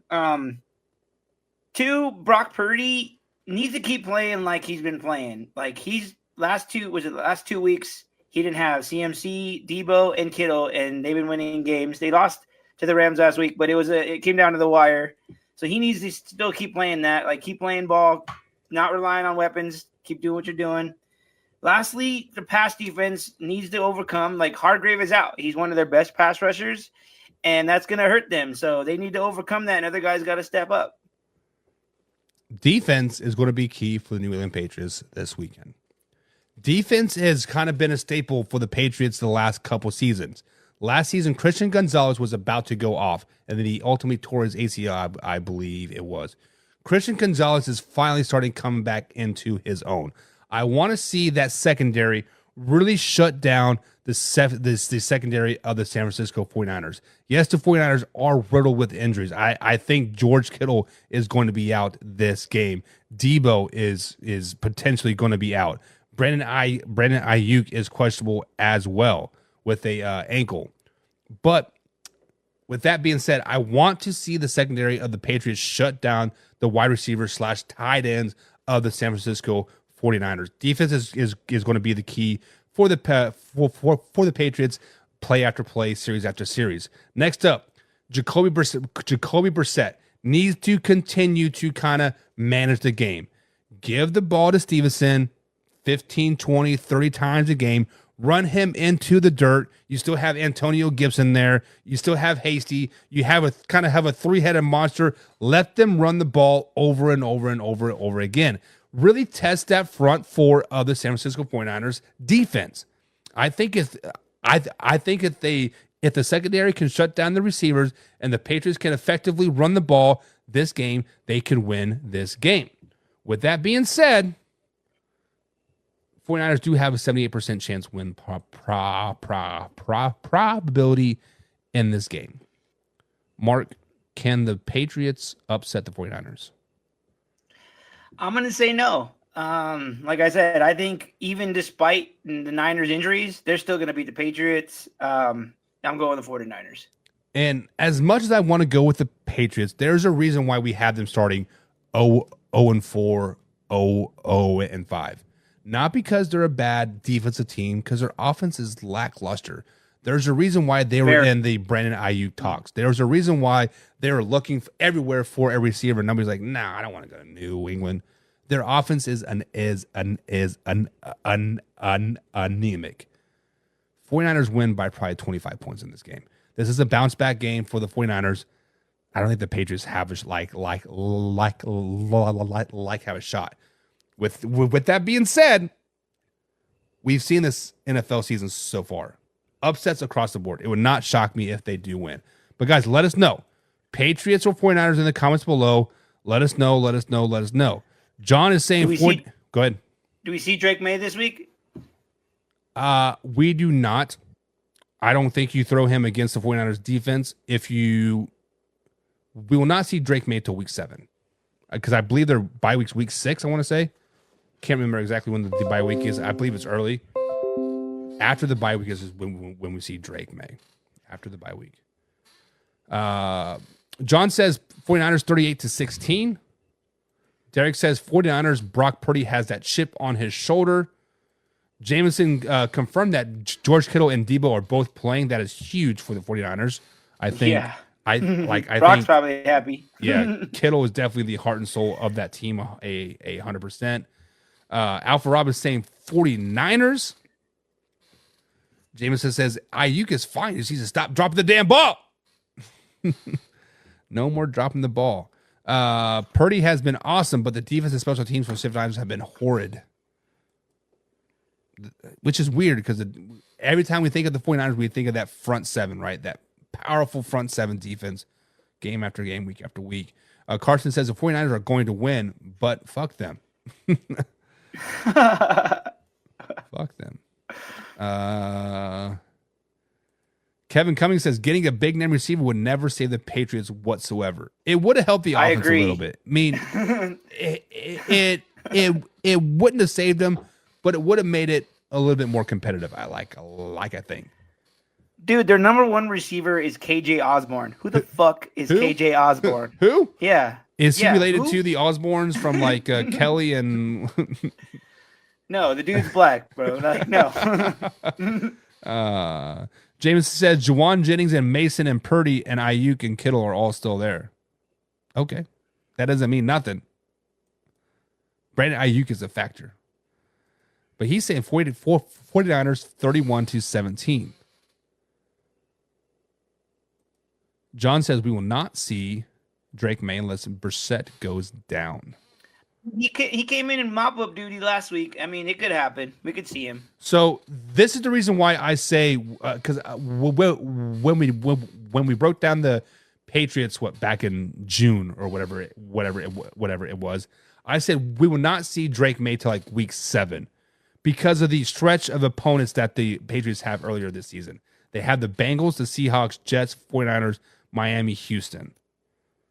I thought Jacksonville would have been the perfect game to come in and kind of get your feet wet a little bit, mainly because it is overseas. It's in London, I think it is, and it gives you time to like really incorporate yourself like after that fact. But I don't know. I don't anticipate seeing Drake May anytime soon. And this game is very intriguing to me as well, Mark. Next up, we have the Cleveland Browns sitting at 1-2. Taking on the Las Vegas Raiders that are 1-2 as well.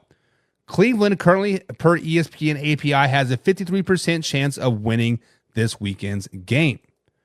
Mark, with that being said, tell me how the Cleveland Browns can go into Las Vegas, into Allegiant Stadium, and beat the Las Vegas Raiders.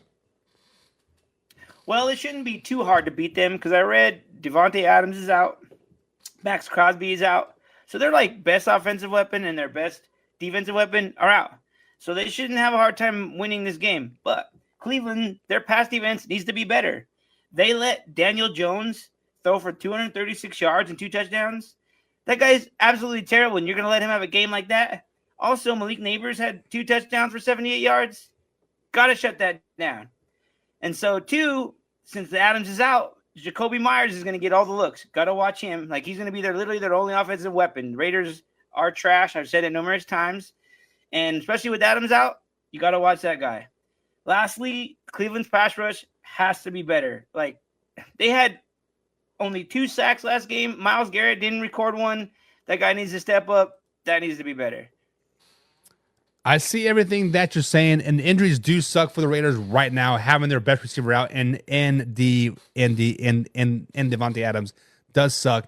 But this gives an opportunity for Brock Bowers to step up and show that he could potentially take over the tight end eliteness class that he is. I think Brock Bowers has a great game, has to have a great game to compete with the Cleveland Browns defense this particular week.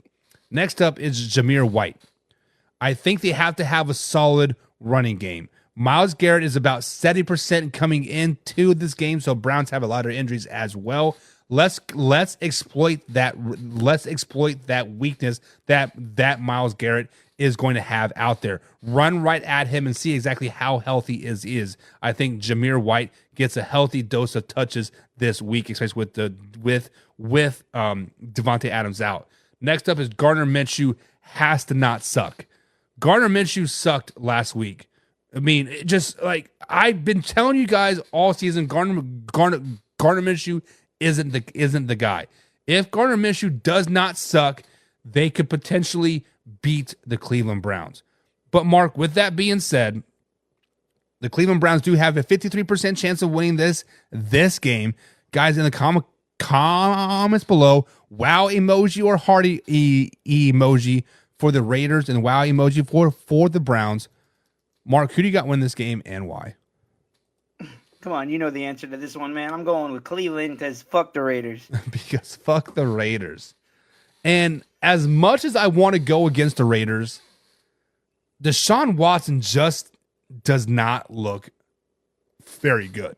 He has spurts of greatness. He has spurts of his 2018 self. He has spurts of it, but he also has spurts coming out of his penis over and over again. And when you have that coming out of you, you don't want to be in Vegas. But Max Crosby being out is a huge blow for the Raiders defense. And I don't know if the Raiders can overcome that. They can overcome Devontae Adams. They can overcome Michael Mayer. They can overcome Jeff Foreman. But Max Crosby is a player that I don't think you can really overcome. He is the heart and soul of that defense, and teams scheme around to run away from him. I am taking the Browns in this one, and I think it's a nasty game, 28-24, 28-25. It's just a weird game, but I am taking the Browns. I'm taking the Browns. Alpha Rob says Raiders because Watson is trash. Yeah, dude's lost all his confidence, man. All that sexual shit that he did, it's made him lose his confidence. Yeah, that's what I think. Yeah, confidence is key in the NFL. All the players on the same level. That's why they are in the NFL. But confidence definitely usually puts you over the top. John is taking the Raiders 21-17. That is a homer pick, 100%. Jameson says the Raiders have no chance. No Adams, no Crosby. Yep. Give me the Browns. Kevin says the Browns are horrible. They will find a way to lose. I can see that also, to be honest. And honestly, the Browns just need to survive. They need to give Jerome Ford. Is that his name? Jerome? Yeah, I think it's Ford. They need to give Ford the ball, because what was so effective with the Browns last season, Mark, was that 1-2 punch at running game that they had. They had Kareem Hunt and Nick Chubb running at you over and over again. Nick Chubb should be back come week 5. So weather the storm with like Ford for one more week, get his confidence up, and then you could have a nice little 1-2 punch with Ford and Chubb. But yeah, Browns are just not very good right now. But I got to go with the Browns. Carson says Raiders are going to win. The Browns hired Ken Dorsey as offensive coordinator. If Josh Allen couldn't succeed with him, Deshaun ain't going to do shit. I would agree with that. There's a reason why he was fired mid-season last year. George is playing like shit, says Jameson. And Kevin says there's a lot of AFC West hate. No. We just hate the Raiders. Yes. We just hate the Raiders. Guy. Just the Raiders. Derek says, battle of the bandages. Raiders win big. Cleveland O-line is sad. Yeah, they are pretty bad. Jalen Bunsen enthusiast wants to know Eagles or Bucks. We actually broke that down a little while ago. Mark, you took the Bucks, right? No, Philly. Oh, Philly. So yeah, I'm taking the Bucks because they're better than the Eagles. The Eagles just suck. And Jalen says, "Go Birds, go Birds, go Birds, go Birds." Jameson says Raiders should trade Michael Myers. They get some for him. And Adams. And Max Yeah, Adams Crosby. could go to New York and reunite with Rodgers. Yeah, so they can both tear Achilles on that terrible ass turf.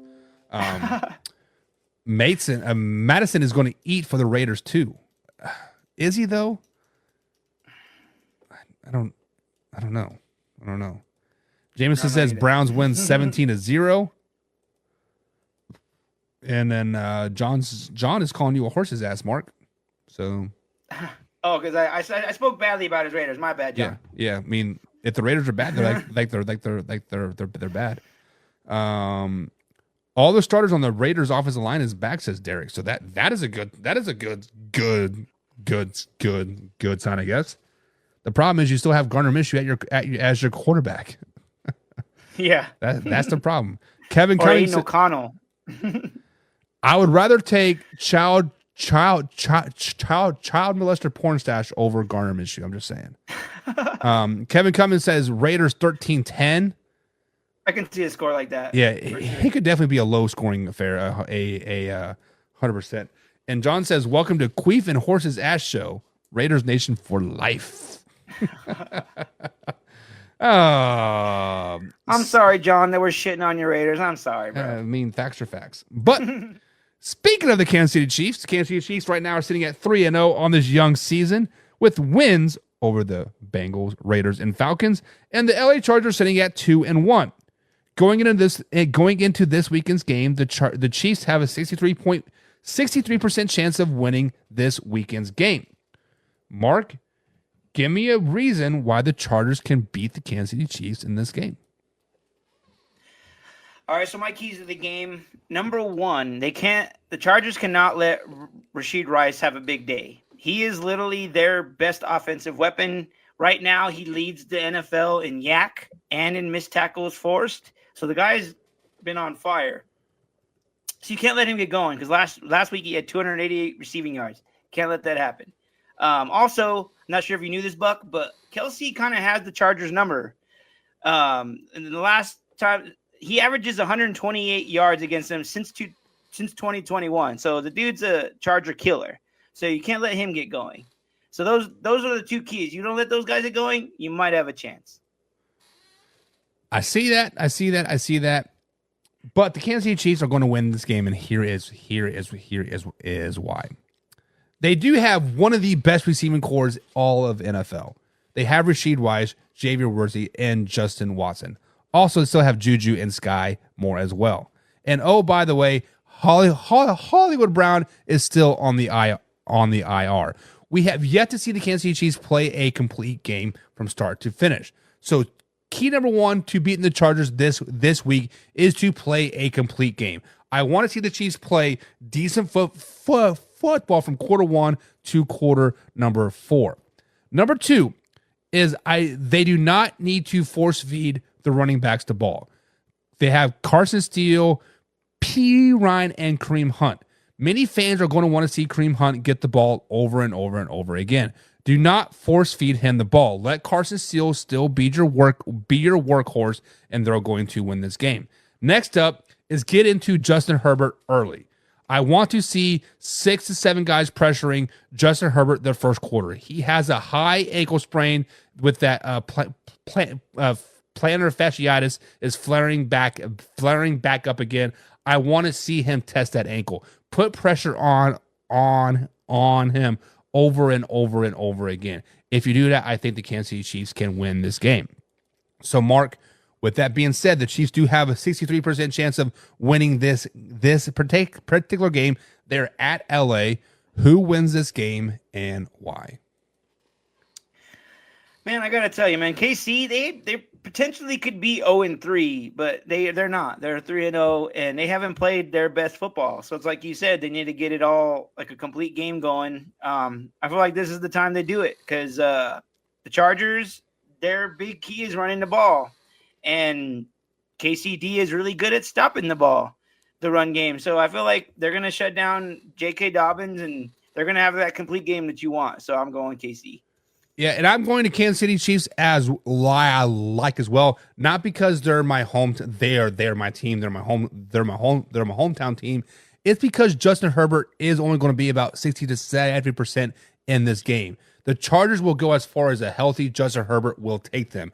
I actually talked about this on Thursday's show, whether or not the Chargers should actually protect Justin Herbert from himself and sit them this game because they got a bye week coming up next week, 2 weeks to fully heal. The Chargers have a nice little run. But I think the Kansas City Chiefs are going to win this game because Justin Herbert is hobbled. And, oh, by the way, Derwin James is out as well from that head-to-head contact on the Pittsburgh Steelers tied in. So, guys, in the comments below, let us know who wins this game, the Chiefs or the Chargers, battle of the AFC West. First place on the line. Kevin Cummings says the Chiefs win and the refs get the game ball.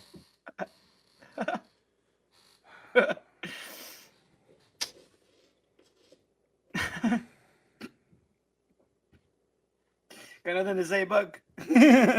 Fuck you guys. Jameson says Herbert has a high ankle sprain. He does, and he re-aggravated that plantar fasciitis.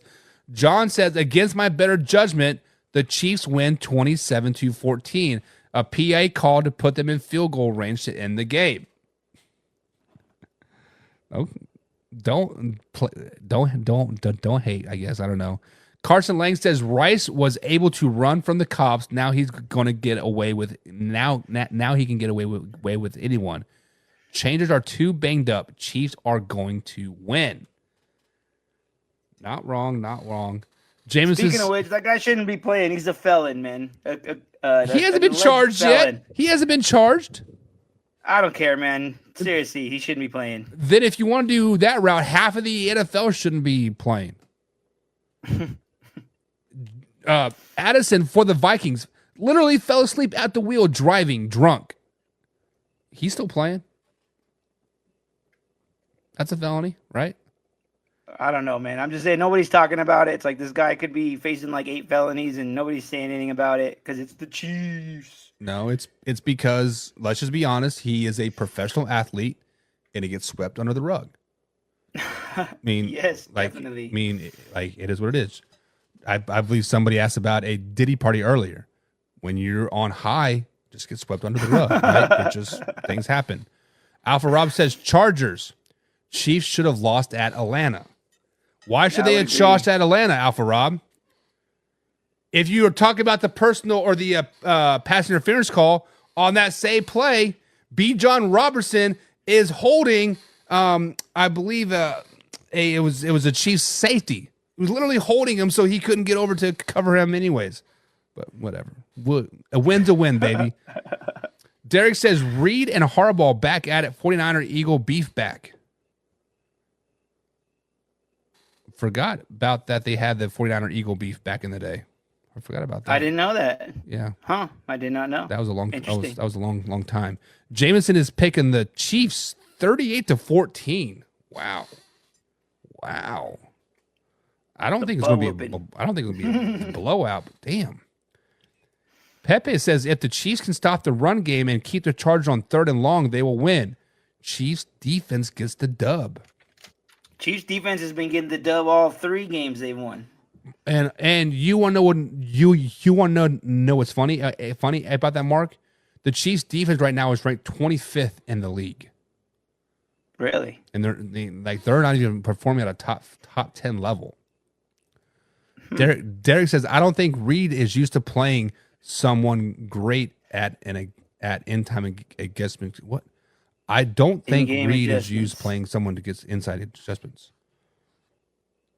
I don't know what you're trying to say. Do you know what he's trying to say, Mark? They're both really good coaches, man. He can make I feel like a lot of good coaches making game adjustments, but we'll see. I feel like they're both really good coaches, so it should be a good game. Everybody but Harbaugh for the Ravens can make in-game adjustments, and Kyle Shanahan out-coaches himself usually. Carson says Buck is only mad about the rest comments because he knows it's true. Carson, let me tell you a story. Thursday night, so 2 nights ago, we are playing our final high school game of the regular season. We are on the road versus Browntown. This is a big rivalry for us, and usually Browntown kind of beats us, right? They're just better. They're bigger, faster, stronger, whatever. We are up 14-12 with 3 minutes to go in the fourth quarter. The referee, I shit you not, middle of the game, Mark, changes the rules. Okay? We're out there milking the clock. We're just running it, nickel and dime it down the field. We are content with not getting another first down. All of a sudden, the play clock goes from 40 seconds to 25 seconds. I remind you, this has been 25 seconds the whole game. Horse shit. The first quarter, 12-minute quarters, Brownstown had the ball the entire first quarter and didn't score a touchdown. How is that possible with 25-second play clock? Whatever. Fuck the rest. We got some scandalous shit going on in Little League football, bro. No, this is high school football, man. Oh, high school, bad. Yeah, I'm a high school head like head coach. James is in the chat. What's up, James? He says, I feel like this is a trap game for Kansas City. Could be a division game, maybe. See, the Chiefs always play well in California. Now, if this was at home, I could see the Chargers coming into Arrowhead and being a trap game. But the fact that they're traveling, I don't see it as a trap game at all. Pepe says the Chiefs win and a dink and dunk. Everyone tears for fun. Chiefs win and drink. Everyone tears for fun. I like it. Kevin says, let Rice play until he's charged. He's on my fantasy team. Of course. Yeah, see, like that is kind of the problem that we face, right? Because he doesn't have court till like next June or July. So, right. But it's kind of a double standard, Buck. Because if it was domestic violence charges, he would definitely be out. No matter if he's charged yet or not. But because it's not domestic, that's why they're letting him play. I mean, and then people would say, "Oh, it's just because of the Chiefs." Yada yada yada. Well, Addison is playing still, and how about the Seattle Seahawks lineman that like literally killed his girlfriend, and he played for 6 weeks after the fact. So, but Carson says Watson wasn't charged, and he only allegedly felt someone or 38 someone's up for a year. He was also he's suspended for a whole year. Don't forget about that. Well, so he was not charged, but he was not criminally charged, but what is the civil suits? So it is all about image at the end of the day, right? Have you already talked about the Browns? We have talked about the Browns, and they beat the Raiders. We actually literally just talked about them. Kevin says it's bullshit about Rice because they purposely pushed back the court date till after the season.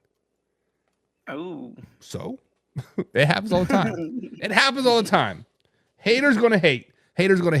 But Mark, the final game of this beautiful Week 4 NFL Sunday edition games is we do have the Buffalo Bills taking at 3-0 on the season, taking on the 1-2 Baltimore Ravens at Baltimore. Right now, the Buffalo Bills have a 55% chance per ESPN API to win this game. Mark, give me some reasons why the Buffalo Bills can go into Baltimore and upset the Ravens. Well, here's my 3 keys. Buffalo's defense needs to slow down Lamar and Derrick Henry. Both of them had career games last week. Jackson had 87 yards and a touchdown. Henry had 25 attempts for 151 yards and 2 touchdowns. So they got to slow that down. Also, if Buffalo wants to win, Josh Allen has to keep playing like an MVP. I think there's a funny word that I've listened to on one of my shows that they use. They say MVP. I feel like Josh Allen right now is the MVP. And he needs to keep playing like that. And then also their running game is playing really well. James Cook had 39 rush yards, a touchdown, 48 reception yards. They keep that going and make Josh Allen not have to do everything. They could win. Lamar Jackson has been a very prolific athlete for the Baltimore Ravens in the regular season. In September, October, and November, he normally plays out of his mind and early earns that MVP level of play. So far this season, the defense has kind of let them down. The defense for the Baltimore Ravens has kind of been that staple year after year after year after year. So key number 1 to beat the Buffalo Bills for the Baltimore Ravens is that defense has to step up. We were talking about how deep the Ravens defense was earlier this season, that their number twos were just as good as the number ones on every other team. Right now, they're not playing like that. They need to step up, and they need to play like the Baltimore Ravens defense, like they have been doing. Trenton Smith definitely needs to step up and really fill that Patrick Queen role this game. Next up is I want to see Rashad Bateman and Zay Flowers really start to exploit, right? I want them to exploit that Buffalo Bills new secondary. I believe the Buffalo Bills have like 18 new starters this season. Something crazy. Exploit that secondary. Make them earn those dollar bills, y'all. So Zay Flowers and Rashad Bateman need to go off for the Baltimore Ravens to have a chance against the Buffalo Bills. So, Mark, with that being said, the Bills have a 55% chance of beating the Ravens. Who do you got in this game and why? This one was tough. They both are playing really well, and I think it's really hard for me to decide on either side. So I think I'm just going to go with the Ravens because they're at home. And I want to shit on the Buffalo Bills because Kevin's in there, Carson's in here, Alpha Rob's and like in here. Tons of Buffalo Bills fans that are in here, but the September MVP or Sep MVP that they said, Josh Allen gets it year after year after year. Early in the season, Josh Allen always puts the team on his shoulders, and they do well. When I spoke about the Buffalo Bills this offseason, I was worried about that young receiving core. I was not expecting Josh Allen to step up and drag the receiving core along. I was not expecting that. Right now, the Buffalo Bills have earned their 3-0 keep. The defense is playing well. The offense is like playing well. And yeah, I think James Cook just scored another rushing touchdown on the Dallas Cowboys from last season. So I think that Josh Allen and James Cook is going to run all over the Baltimore Ravens defense this particular game. And I think the Buffalo Bills go into Baltimore Sunday Night Football and they beat the Ravens. And then we are seeing we're seeing Ant coming on Monday's show and fire Harbaugh. He's terrible. We suck. And the world is going to be on fire because the Ravens are now 1-3. The Ravens are going through growing pains right now, and they need to figure it out. I'm taking the Buffalo Bills, and they'll be 4-0 after Sunday night's game. So, guys, in the comments below, who do you guys got? Kevin says the Buffalo Bills are going to win. Carson Lang says the Buffalo Bills are going to beat that ass, yo. Jameson said the Ravens are going to win 24-21. John says Baltimore 35-31. I don't think it's going to be that high of scoring a game, but it could be. Pepe says Lamar is winning the game for 58 minutes, then Lamar's it away. Oh, okay. Or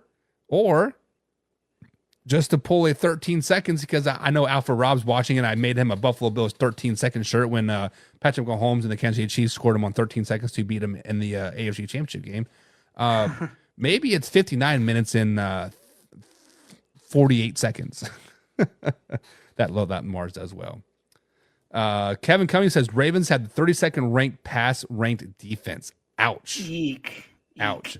And they had arguably the best secondary on paper in the AFC North. Wow, that is terrible. Carson Lang says the reason why Lamar and Henry ran good on Dallas defense is because their defense isn't set up to defend the run. Bills are going to make Lamar beat them with his arm, and he won't. Oh. Not wrong. Alpha Rob says the Bills 38-20. Minshew ate him up. What Allen going to do to them? Not wrong. And he also says the Buffalo Bills secondary will shut down the Ravens receiver like they shut down everyone else's receivers. Jameson says Justin Tucker is going to drill a 50-yard field goal for the win. I believe I saw a stat where Justin Tucker's missed like 5 straight field goals. so far. Yeah, he's been off this year. Yeah. That guy's usually on it. This year he's been terrible, dude. For real. Yeah. And Von Miller's back being Von Miller again, says Alpha Rob. It's about time. He is. He's getting paid a lot of money. It's about time he's not sucking. He needs to eat greedy. Yeah. And Kevin says, so you were expecting them to suck. Just say it. I remember you saying, eat your words like a man. I did not say the Buffalo Bills were going to suck. I just said they were going to not be as great as everybody thought they were. I'm pulling up my predictions right now, and I actually have the Buffalo Bills going 9-8 this season. I mean, that's not terrible. That is potentially a playoff team, but I did not have them starting the season off 0-3 or 3-0. Of course. Do you want a mulligan on that one, Book? No, I don't, because they have when you look at the Buffalo Bills schedule, it does get tougher, right? They played the Arizona Cardinals week 1. We thought the Arizona Cardinals weren't going to be bad, which they are. They played Miami. I actually had them losing to Miami that Thursday night game. That's the game that Tua went, right? And the Buffalo Bills actually just destroyed the Dolphins. That's the one game I was wrong. The Buffalo Bills destroyed Jacksonville last week, but then they played the Texans. I mean, obviously they play the Ravens this week, but then they play the Texans, they play the Jets, they play the Colts, they play the Chiefs, the 49ers, the Lions, and Patriots and Jets back weeks. I mean, their schedule gets tougher. Like, I'm not saying they're a bad team. They got a tough schedule, and Kevin's like 9-8 is a shitty number. LOL. They get at least 11 wins. By them beating Miami week 2, I would say 10 wins, but like it's not going to be 12, 13, 14 wins. They're going to be battling for a wild card spot. That's just the way it is. And Alpha Rob says, can't wait till they beat the ball dropping crybaby Diggs in a couple weeks. That is going to be a great game. Yeah. But guys, that is going to be it for tonight's show. We were on here for 2 hours, man. Damn, I can't believe people dealt with us for that long. Yeah. I mean, I definitely appreciate you guys. But guys, there's still time to enter in the Week 4 NFL Pick'em. Click on the Google Docs form in the description below. If you win this week, you get an NFL jersey of your choice. And if you enter in all year, there's a grand prize of potential $2,000. So right now we have a 3-way tie for first place for the $2,000 grand prize, about 20 wins apiece. So there's still time to jump in there. Still time to win those dollar bills, y'all. But Week 4 NFL Pick'em, NFL jersey, click on the link below. Mark, send us out, big guy. Thank you, everybody, for joining us on this late Saturday night, breaking down all the games. I hope everybody has fun watching all the games. I'm going to be having 4 games on at once. I don't know about you. Everybody have fun tomorrow. And we out.